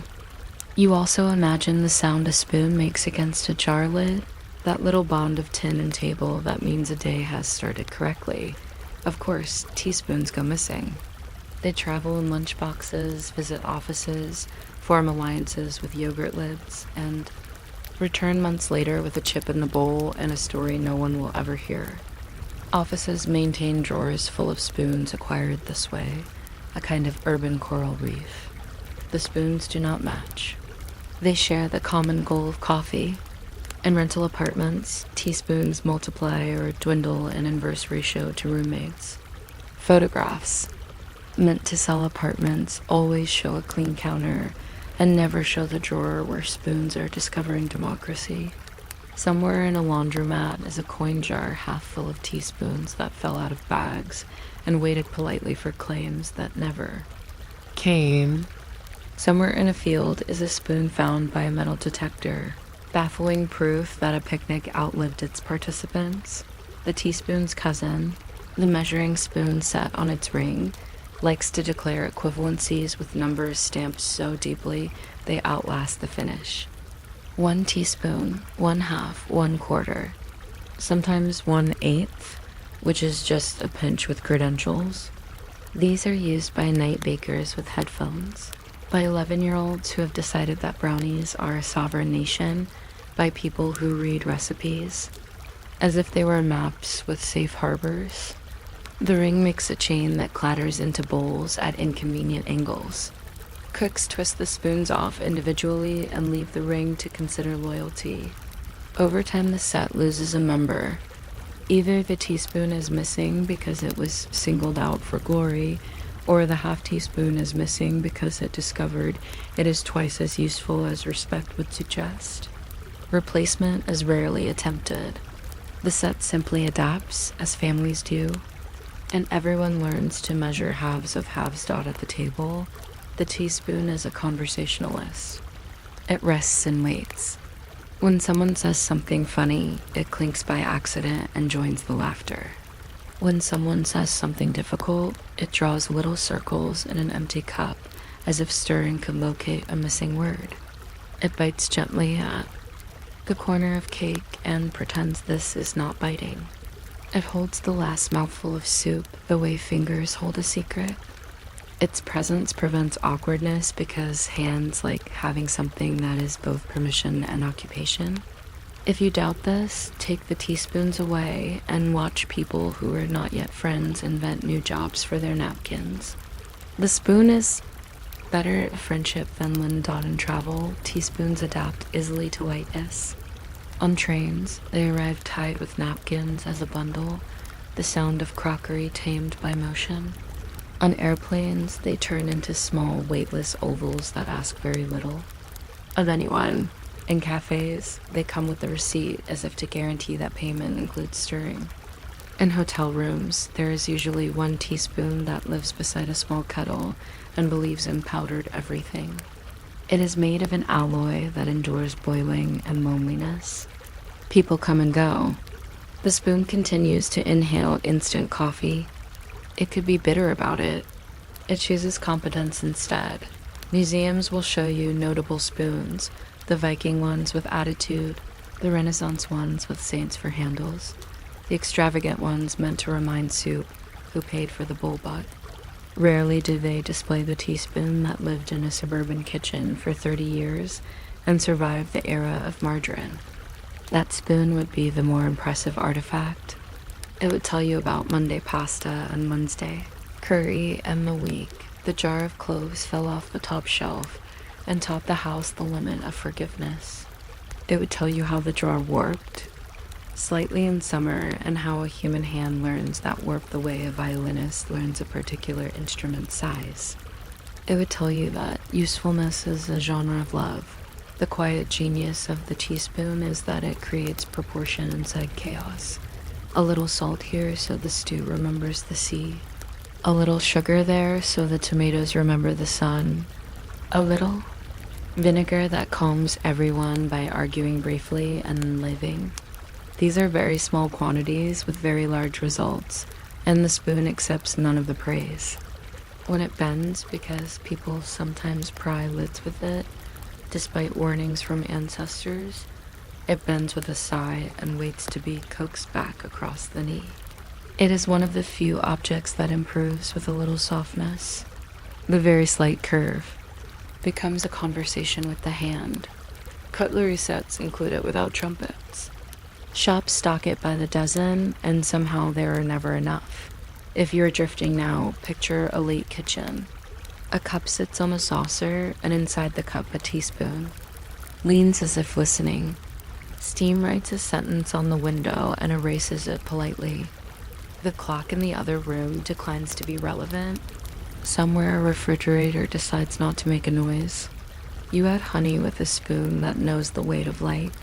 You stir 3 times, maybe 5, maybe until the honey's ribbon vanishes. And the tea accepts its sweetness with good grace. You set the spoon down, bowl up, where it catches a little lamplight that looks like a promise. Tomorrow it will measure nutmeg or medicine, or nothing at all. It will be exactly as useful either way. It will lie in the drawer beside its companions and think no thoughts, because spoons do not think. They simply help the hand behave, and in the morning, as it always does, the kitchen will wake to reasonable tasks. The teaspoon will count coffee, teach porridge manners, retrieve the last stubborn cherry from a jar, and then wait again, convinced that being ready is an occupation. The drawer will close with a sound like a satisfied page. The day will get on with larger measurements, kilometers and budgets and hours, and the small spoon will keep to its lane, making the large tolerable by minding the small. If you fall asleep before the kettle clicks, that is fine. The teaspoon can finish the stirring. It has been practicing for centuries, quietly, without applause, moving a very little sweetness from one place to another and leaving behind only the smallest circle of calm. You might not expect a clean floor to be grown by a river, but for several centuries, that is how tidiness introduced itself, one armful of rushes at a time. People cut the reeds where the water slowed down and politely offered plants to knives. The bundles came home balanced on carts that sounded like wooden sentences. In the courtyard, the rushes were shaken to remove hitchhiking frogs and small opinions, then stacked to dry in a tidy green wall that made the house look as if it were planning a secret hedge indoors. If you're still awake by the time we compare, sweet flag to common rush, you can subscribe, or just set that idea gently on the threshold like a guest who knows when to leave. I will keep sweeping the centuries with a very responsible broom. The point was not simply softness underfoot. A layer on the floor worked like a seasonal carpet with an excellent memory for crumbs. It disguised drafts. It offered a mild cushion to chairs that were weary of being chairs. It provided a place where dropped needles could rest until found by someone especially attentive or especially unlucky. The best plant for the job, experts agreed, was sweet flag Agarus calamus, whose leaves hold a pleasant perfume that remembers clean water and mild soap. Common rush juncus worked too, especially if you harvested long stems that behaved. Like lenient straw, there were preferred dates to cut, a kind of agricultural calendar for floors. Late spring, when the fibers had decided who they were, and before the river decided otherwise. Gather too early and you brought home optimism. Gather too late and you brought home robe. Strewing was an art that pretended to be dumping. You opened the hall doors and let the bundles in like obedient cats. First came a base layer, a quiet mattress that ran from hearth to dais. In houses that believed in ceremony, the dais received slightly fresher rushes because hierarchy has always been interested in inches. Then the scatter began, long blades tossed with an underhand motion, as if sowing a crop of hospitality. Walkways were left modestly clear for people who had affairs with corridors. Under tables, the layer was thicker, a little meadow where feet could graze out of sight. In the angles of the room where cats slept, someone arranged a double thickness. Because cats are architects. Children helped because children like projects that make a noise and produce instant results. Over the basic green went herbs with opinions. Pennyroyal, tansy, lavender, rosemary each had a job description printed in smell. Tansy believed it discouraged the small citizens of inconvenience. Rosemary offered sharp, clean sentences that could make a room sound better. Mint behaved like a rumor of outside. In richer houses, the herb mix broadcast status as if it were a recipe, and visitors read it with their noses the way you read a menu and guessed the chef. In plainer rooms, whatever grew by the field path joined the floor party. Yarrow of the year had been generous, meadow sweet, mostly because the phrase was irresistible. The act of strewing had a tempo. Step, toss, pat with the palm, step again. The rushes murmured like pages turning. The house looked instantly, wonderfully finished, the way a bed looks once the coverlet remembers its job. Living with a floor made of plants gave the day a different sound. Footsteps became a kind of crisp whisper, a pleasant hush like a basket, agreeing with itself. Chairs settled with a noise that suggested confidence. When a log fell short from the hearth, the rushes accepted it with a small huff and a reminder to keep the shovel close, because although they were not enthusiastic about burning, they were also not opposed. Dogs understood the rush floor immediately and assumed it had been invented for them. They practiced circles like comets and then lay down convinced that the household had finally learned sense. The lair behaved like a blotter for minor accidents. A spilled cup of ale disappeared in the same way winter disappears in April, plausibly, with a few remarks. People walked while brushing crumbs absently with their toes. A practical theater in which everyone looked tidy without actually doing much. When you swept, you didn't sweep so much as rake, drying a wooden comb through the meadow and coaxing yesterday toward the door. The rushes trapped small objects exactly the size of yesterday's coin. You found them during quiet afternoons and felt suddenly wealthy. In very grand houses, rushes were laid in patterns, like fields seen from gentle altitude plated near the high table. Straight in the middle, herringbone beside the hearth, because even floors enjoy a little flourish when Sundays come. Herb layer advertised good housekeeping as effectively as any sermon. Sweet flax perfume reminded visitors that the house knew the river personally.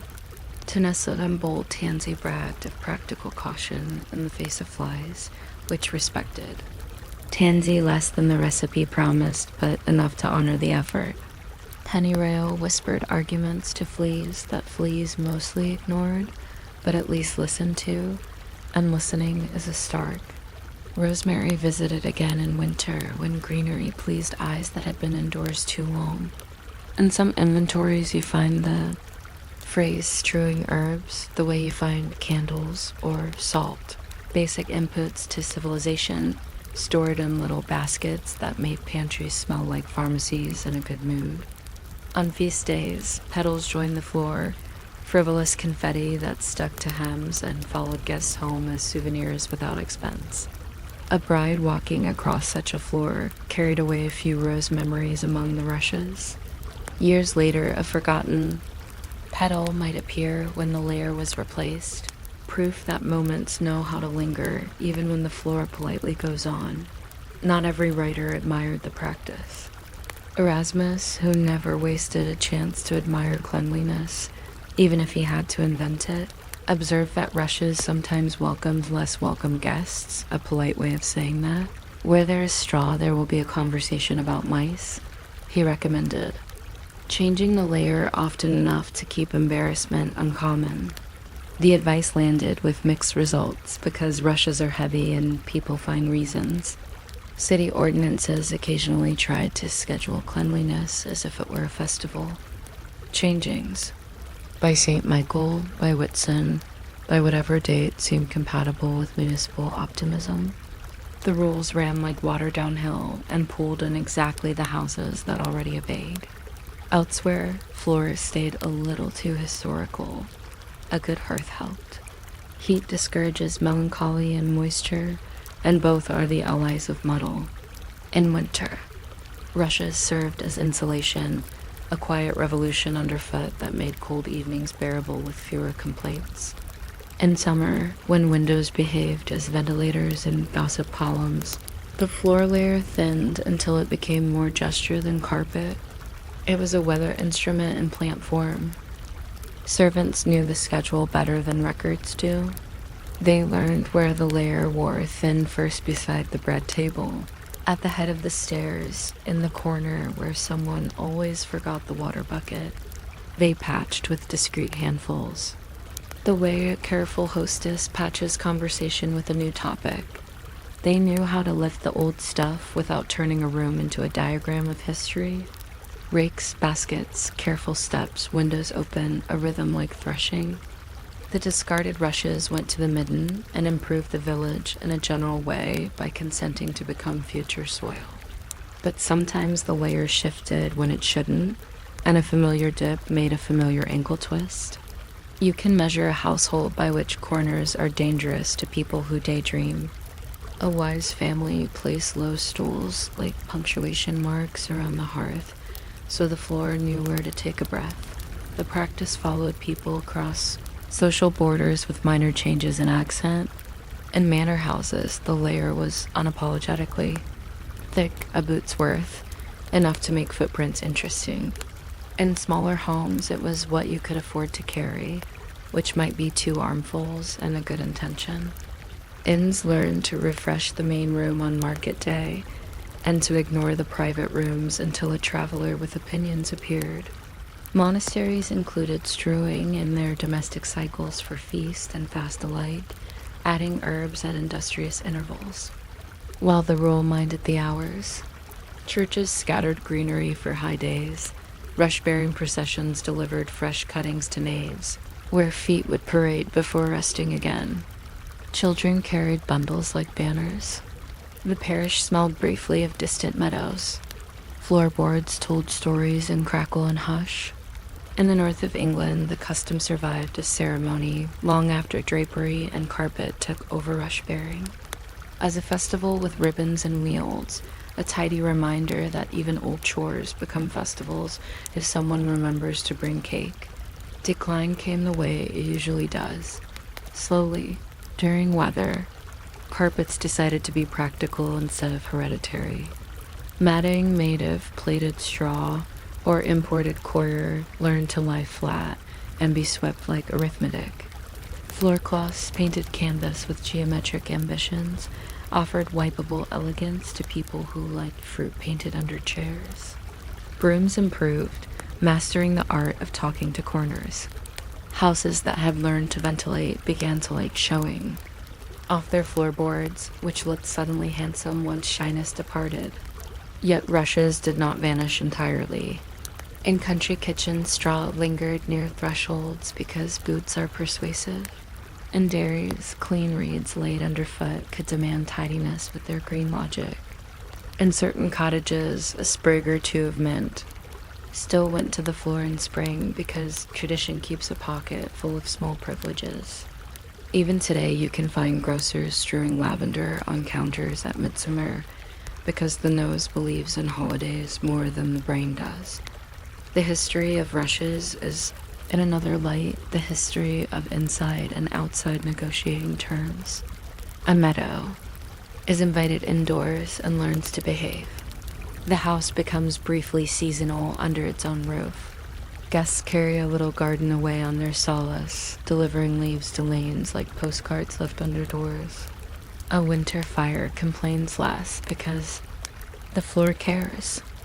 People talk about the state of the rushes the way people now talk about vacuuming, cheerful, resigned, occasionally competitive. We changed ours last week, someone says, and everyone pretends to have scheduled a change for tomorrow. Dust, that persistent historian, is momentarily outnumbered, and the room smells like a decision made by plant's dot. There is a small, pleasing engineering to the way the layer manages dirt. Particles fall through the airy weave to a lower province where they will consider their future in peace. Surface remains relatively innocent. It is a filter and a cushion at once, like kindness when it is working correctly. When too much collects, the rake negotiates an armistice between history and windows. The new layer arrives like clean sheets, and the first footstep across, it sounds like a promise. You almost want to apologize to the plants under your heel and reassure them that staying indoors is an honor. They would not believe you, but courtesy is not wasted on herbs. If you visited a well-kept hall in the 14th century and sat down near the hearth with your cup, you would likely press a frond of sweet flag between your fingers and realize that cleanliness could be made by aroma as much as by absence. You would watch a dog build a nest with 2 perfunctory scratches and sleep with the confidence of an animal convinced that the architect consulted him personally. You might note that the richest people in the room had the freshest greenery around. Their shoes, status measured in inches of chlorophyll. You would be careful with your candle and grateful for the shovel.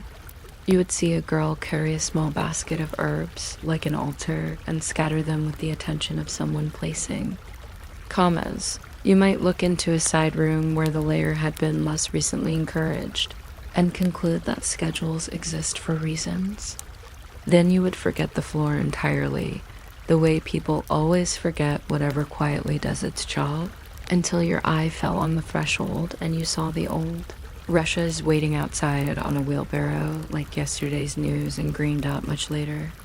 When brooms grew philosophical and carpets learned both hospitality and conspiracy, Russia's survived in the language. We still talk about underfoot as if comfort were a direction. We say we are strewn with tasks and mean we are pleasantly busy. A good room smells like spring, even in January, because someone remembered to invite a plant to the party, if only in a bottle. Museums sometimes recreate rush-covered floors for exhibits and discover that visitors immediately lower their voices, as if the soft layer deserved not to be startled. Children reaching into the rushes to find a drop pen discover archaeology. The thin brown leaf that refuses to surrender its perfume, the seed head like a tiny baton, the evidence that a floor once had a garden's patience. If you are drifting now, imagine the last sweep of evening. The rake draws one long line down. The middle, the basket fills with today. A small drift remains by the cat's chair because there is no argument worth making there. Someone opens the door and shakes the last handful into the courtyard where the night wind edits it. The layer settles. The room exhales. Ashes whisper themselves level in the hearth. In the threshold, you find a single blade of sweet flag that someone forgot to scatter, and you fold it in half, then in half again, and set it on the sill as if leaving the house a bookmark. Tomorrow, perhaps, new bundles will arrive, and the floor will remember the river again. Or tomorrow, the layer will be merely fluffed and persuaded to go one day more, the way most of us manage at least one more day of anything. Either way, the green geography will keep lending comfort without asking for a title, and the house will sleep under its faint meadow the way a book sleeps under a hand, with a calm that smells slightly of water and slightly of soap, and entirely of rooms that know how to end a sentence so that morning can begin another. You might not expect ink the color of weak thunderstorms to have kept entire towns on schedule, but library date stamps did exactly that, fitting little weather forecasts onto due date cards and making time behave. A book open near a desk that smelled faintly of paste and paper dust. A pocket on the inside cover weighted with the patience only cardboard has. A small rubber stamp sat in its metal cradle like a tiny square-headed judge. The librarian pressed the stamp to the ink pad, lifted, and brought it down with a soft, informative thok. The numbers arranged themselves in orderly rows, day, month, year, sometimes in that diplomatic order and sometimes in the other one, because calendars enjoy regional accents. If you're still awake by the time we reach the part about gold foil date due labels and the difference between violet ink and bluer, drier ink, you can subscribe, or just let the idea sit on the returns card until morning. I will keep turning pages at the rate approved by carpeting. The card slid back into its pocket with the satisfaction of a letter answering itself. Somewhere in the building, a book truck creaked. The clock did not matter, because the next date had now been appointed. The due date card was a small bureaucracy that fit in a hand. On the front, a staircase of stamped dates, descending politely toward the present. On the back, sometimes nothing. Sometimes the record of other lives who had borrowed this exact rectangle of story and returned it promptly enough to be trusted again. The pocket was usually manila, sometimes buff, occasionally fanciful with printed vines, but always glued. To the inside cover in the upper left or lower right, with a consistency that implied committee work. Glue arrived in bottles with rubber tips shaped like geese beaks, and the librarian smoothed the pocket down with the side of a thumb that had developed a permanent good nature. Beside the stamp sat the ink pad, a small lagoon of viscous certainty, with a lid that clicked shut like a decision. The stamp's wheel arms, tiny knurled cylinders for the numbers, rotated with a sound that belonged to honest shops. Sometimes in late afternoon, when the desk was quiet and you could hear the building breathing, the librarian rolled the date forward to tomorrow just to see it there, then rolled it back because time appreciates rehearsal. There was a rhythm. In all this, lift the stamp, kiss the pad, tap the card, slide it home. Hand the book to a person whose coat smelled like rain or winter or laundry, and who thanked not only for the book, but for the system that made taking it away possible.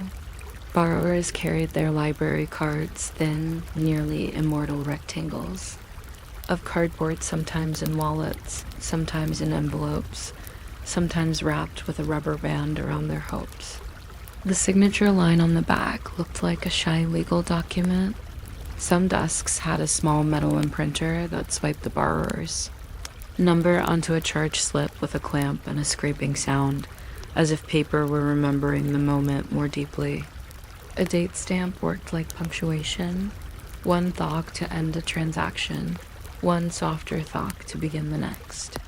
On busy Saturdays, the thoks stacked like calm domestic thunder. Children watched closely and longed to try. Occasionally they were allowed, and then the card wore a tilt in its numbers that looked like enthusiasm learning manners. Shelves and carts were participants in this quiet drama. Books returned to the desk and were stacked spines left, spines right, because alternating prevented sliding, a fact that all librarians know in their bones without ever being taught. The book truck, a two-shelf chariot with rubber wheels and a shushing personality, rolled from desk to stacks, turning aisles into short, private processions. On the way, a staff member might stop to mend a torn dust jacket with glossy tape that had a temper, or to place it, to be reshelved flag in a book that had not yet remembered where it lived. Next to the stamp, pencils lived on strings, sharpened, to points so sensible they could balance on the idea of a rule. When the stamp got tired, and they did, in a way that only tools that do one thing very well can, the librarian ordered a new pad insert. Perforation satisfying, I replaced it with the same confidence used to change a light bulb. The old pad was kept in a drawer for emergencies that never occurred and thus demonstrated the drawer's foresight. The due dates themselves had a personality that changed with the calendar. In summer, they leapt forward 3 weeks like enthusiastic frogs. In winter, they edged cautiously into the week after next and settled there like sensible shoes. Holidays placed little flags on the calendar in the staff room and on the counter, where everyone could see the reason why next Monday was secretly Tuesday. When an unusually long borrowing period was needed, a teacher taking a stack of biographies, a musician taking orchestral scores, the librarian inked a small stamp that said extended or wrote in neat, unexcited handwriting and underlined once, since underlining twice is a form of shouting. Fines were reckoned in coins that chimed as pleasantly as possible. The cash box was metal and practical, and weighed exactly the amount of remorse anyone needed to carry in one hand. If a borrower returned a book very late and very apologetic, the librarian recommended starting again with something slimmer and smiled. Libraries excel at second chances that look like paper. Sometimes the stamp missed its mark and kissed the pocket edge, or printed a date half on, half off the card, which created a kind of archaeological interest. Future selves, looking at the record, would wonder what had been intended and decide that intent is a flexible category where books are concerned. Cards kept becoming miniature biographies, names written in pencil and later erased left pale auras. Like polite ghosts.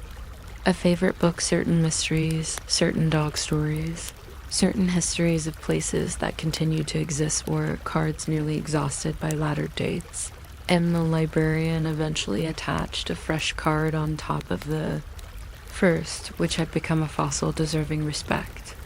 The pocket thickened. The book believed in its own popularity. Manuals existed describing the correct way to paste a second pocket. Describing nearly everything, in fact, because libraries are at peace when manuals exist, even if they sleep most of the time in binders behind the desk under the clock. Every library had a story about weather and the stamp. On humid days, the ink spread like gossip and demanded blotting paper, which lay waiting in small stacks that looked like tiny, undecided napkins. On very cold mornings, the rubber of the stamp went stiff, and the first impression of the day looked like someone thinking too much. Staff warmed the stamp by holding it in two hands and telling it that the kettle would be on soon.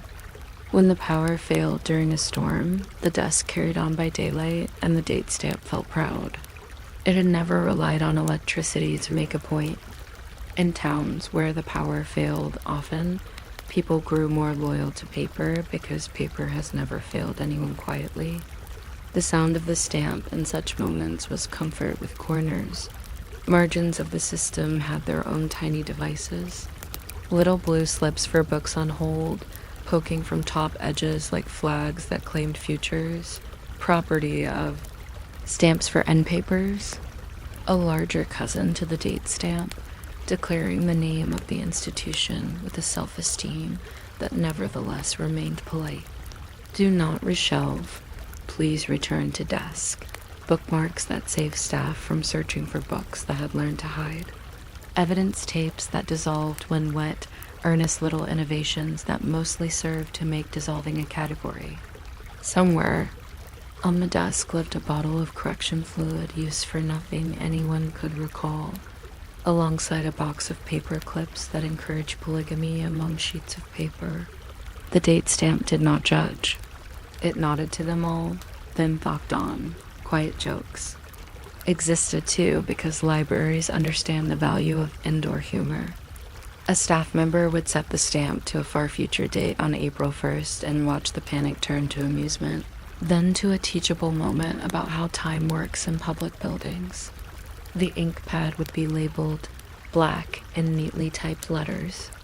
Even when it was clearly an unspecific navy gray, nobody wanted to hurt its feelings. A volunteer would deviate once, stamping a tiny star beside an exciting due date, like February 29th, and then never do it again because the supervisor's eyebrows were capable of crispness.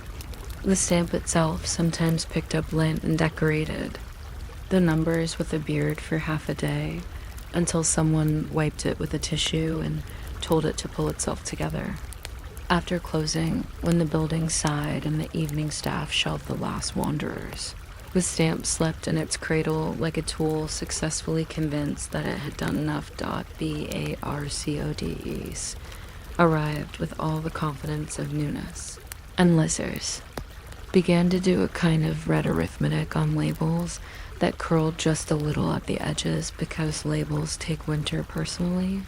Cards shrank to plastic, learned to live on keychains, and arrived at the desk warm from pockets. Self-check machines sprouted in lobbies like calm vending machines for time, telling borrowers in little beeps that the transaction had succeeded. The due date migrated to a receipt printed on thermal paper that faintly smelled of other civilizations. The kind that fade to blank as if confidentiality were a long joke. Yet the date stamp did not entirely vacate the desk. It waited for interlibrary loan slips, for archival reading rooms that prefer rituals, for the room where conservation happens and things must be labeled by hand because the future likes seeing the past written in human shapes. In small branches, cards and pockets never left at all. Children still learned, with mild astonishment, that turning a little wheel can make the number today into the number 3 weeks from now.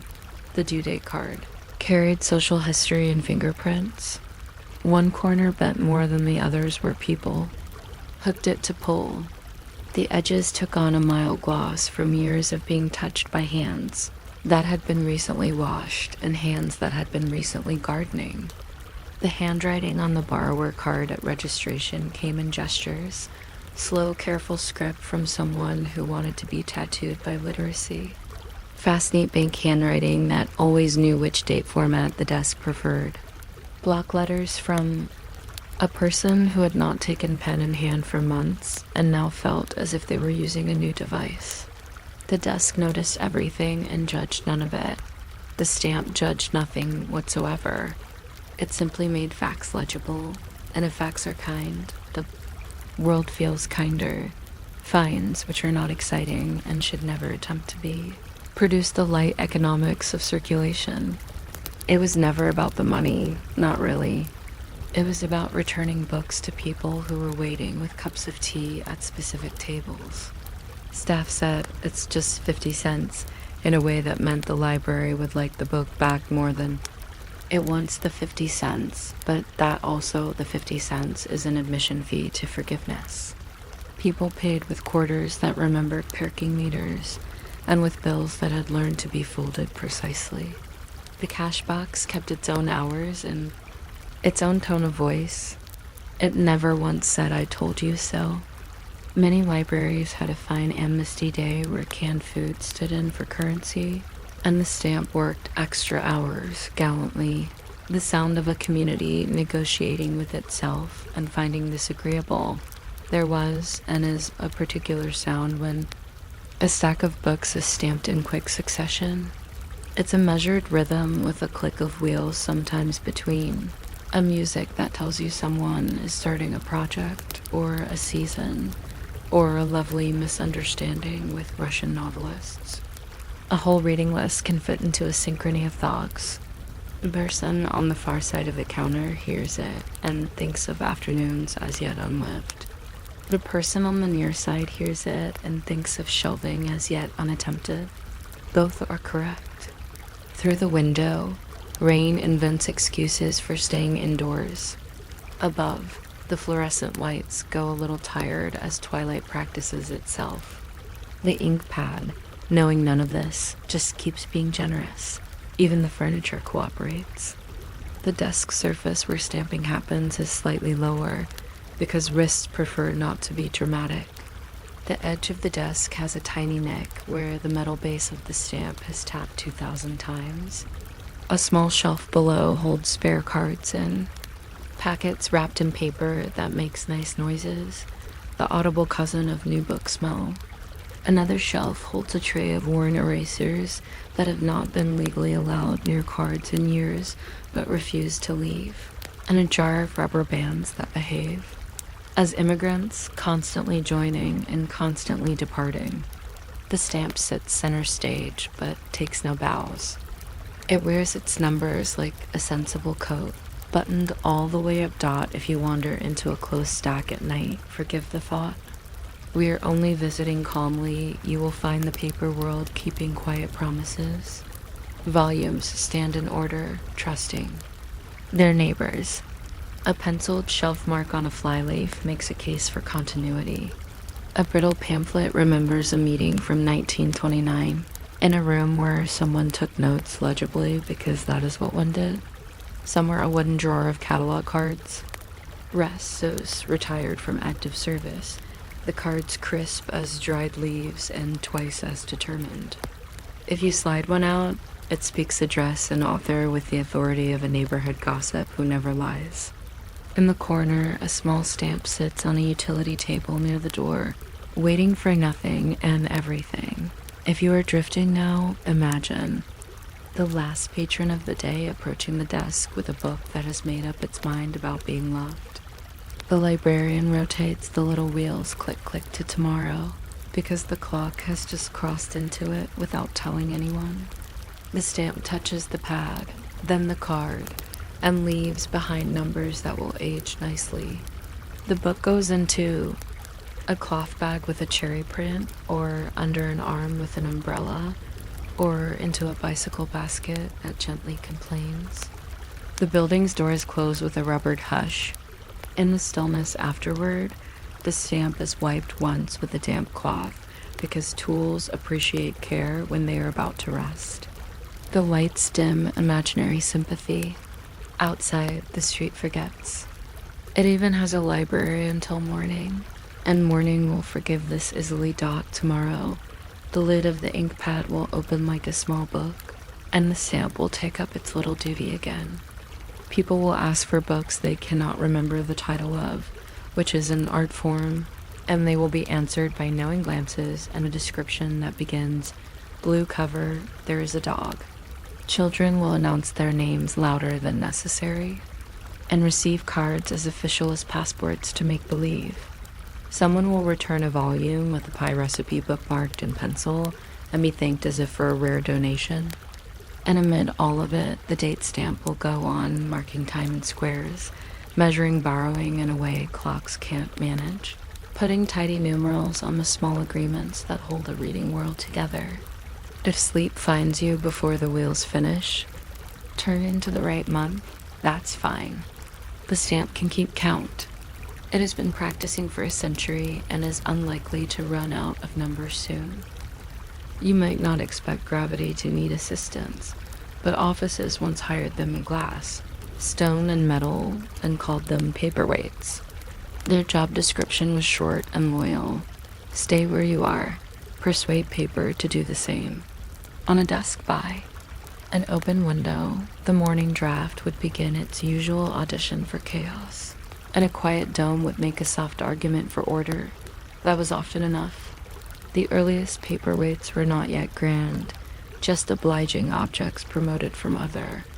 Couriers, an inkwell with opinions, a smooth cobble that had forgotten the river, a bronze gear retired with dignity. The effect was immediate. Drafts learned manners. Ledgers behaved. A letter, newly signed, would rest under a polite circle of weight the way a thought rests under a finger. If you're still awake by the time we drift into the matter of Millefiori, canes and cameo sulfides, you can subscribe. Or you can let the idea stay there like a glass dome on a quiet afternoon, refracting dust motes into something that looks suspiciously like calm. Await is a sentence with no verbs. It says stay, and paper agrees because paper is generous.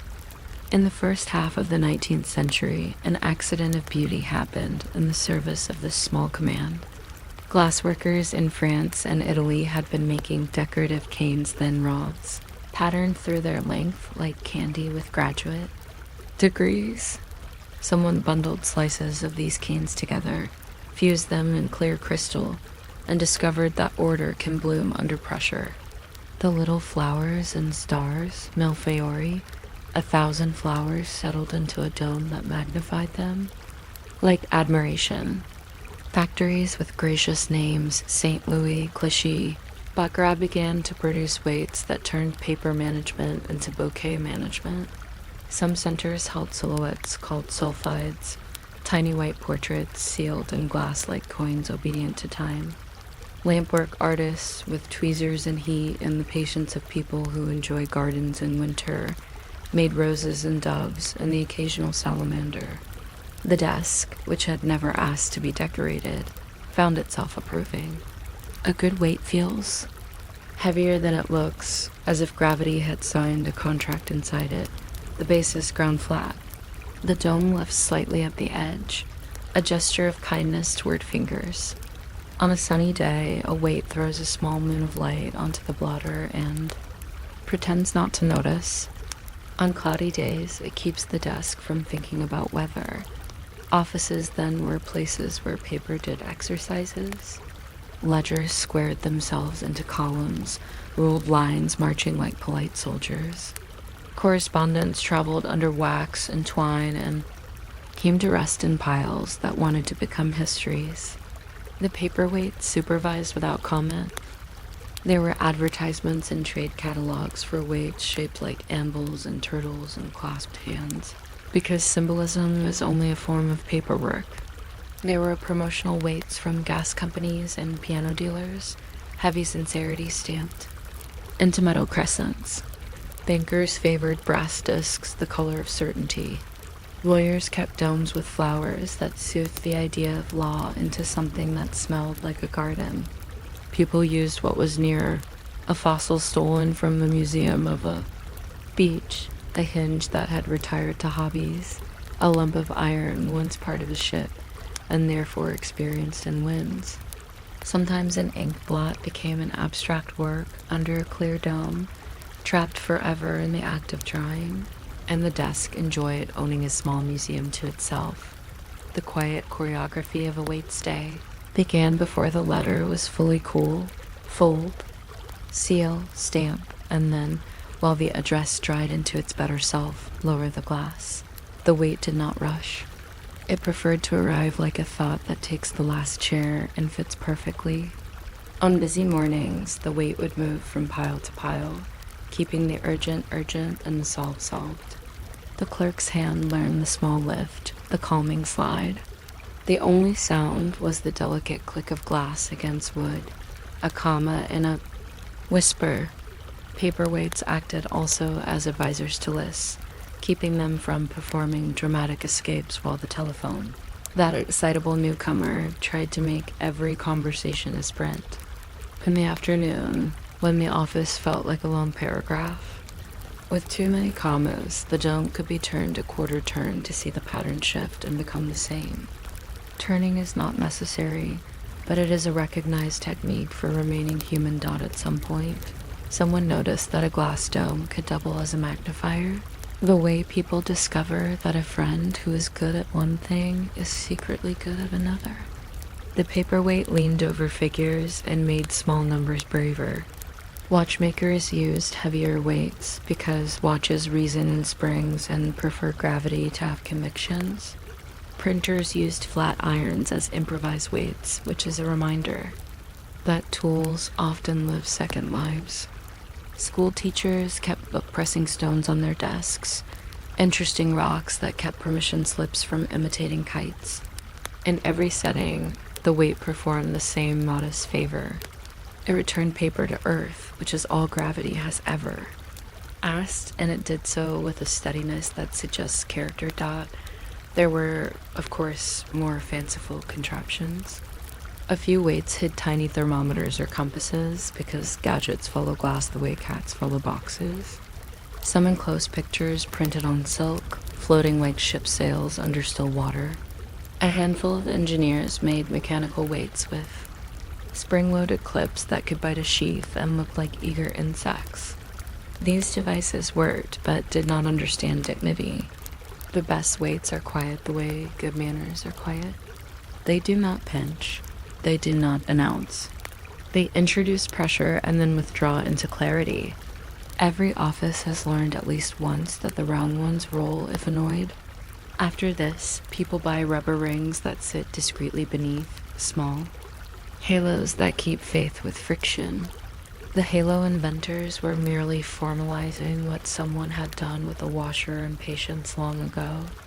Collectors, who are simply people who are good at noticing, learn to read weights like weather maps.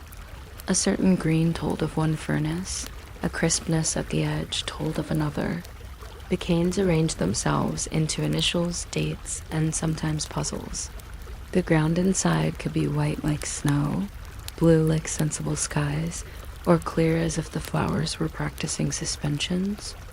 In the golden years, roughly the time when railways became a habit weights, traveled as gifts between offices the way cakes travel between neighbors. A clerk who had made himself useful received a paperweight because usefulness is the ideal. Audience for glass. Birthdays were domed. Retirements became heavier by exactly the right amount. The weight said you were necessary and will continue to be, even if the papers now live elsewhere. The paperweight's acquaintances on a desk are telling. Here is the blotter, a rectangle of emerald or oxblood pretending to be a lawn. Here is the letter opener, sharp and ceremonial, the knight errant of stationery. Here is the stamp box, a tiny chest of optimism. Here are the clips, all clasped, dreaming of organization. And there, half under the lamp, is the weight. It does not beg for light. It reflects enough for everyone. Sometimes the lamp's shade places a crescent onto the dome like an eclipse rehearsed for entertainment. Sometimes a window, open against rules because weather is persuasive, sends in a breeze that tries to test loyalties. The paperweight, without moving, wins dot museums keep cases of them. Domes with harlequin grids, latticinio twists, central dancers made of white glass caught mid-curtsy.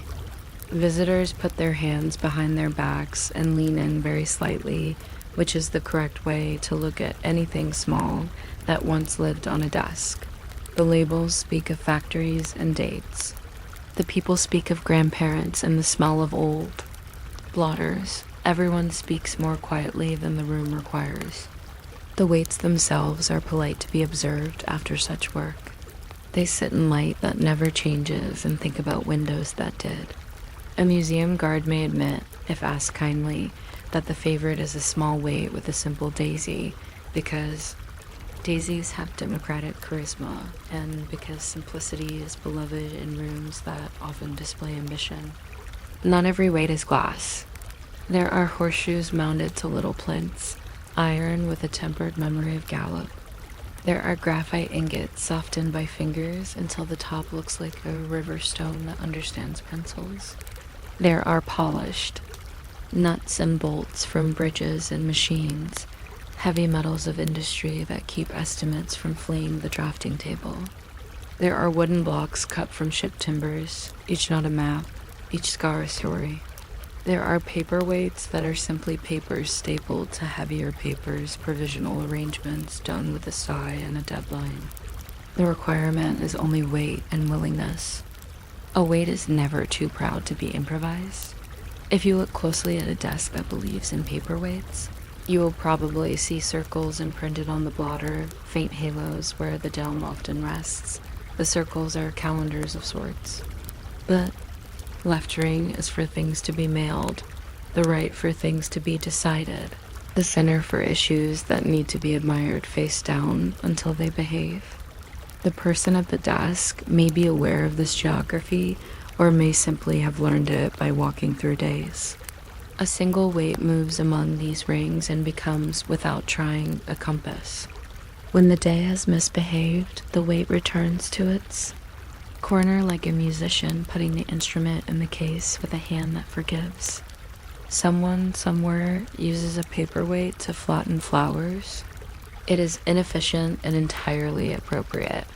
The glass dome magnifies each petal's veins, so they look like maps to a country humans can only visit by sleeping. Old letters gain authority under the lens. A photograph of people no one now in the house has met gains an extra generation of calm. The weight keeps sunlight from making the picture curl into a question mark. In a studio, an artist traps charcoal sketches under a brass disc scratched with the initials of a company that sells bicycles. The mismatch is delicious. In kitchens, recipes that have learned to curl at the edges are coaxed to manners by anything heavy that will not mind butter, which is almost everything heavy dot. There is a small domestic comedy in how quickly a paperweight disappears into a household's daily understanding. When it first arrives, everyone comments. How lovely, they say, as if the idea of holding things still were newly invented. In a week, it becomes furniture. In a month, it becomes part of the house's memory of itself. Someone will move. it to dust, see the empty circle left behind, and replace it without thinking about coordinates. That is the highest success for a tool, to be forgotten because it behaved exactly as imagined. A weight, like certain reliable friends, is most noticeable in its absence. The day the window opens and a gust tests the room, and the pile lifts. Like startled pigeons, someone will say, "Where is the paperweight?" And everyone will look toward the exact spot where it is not, and then it will return with the gravity of relief. The age of fans and climate control changed the office climate, literally and otherwise, but the weight learned to remain useful in minor weather.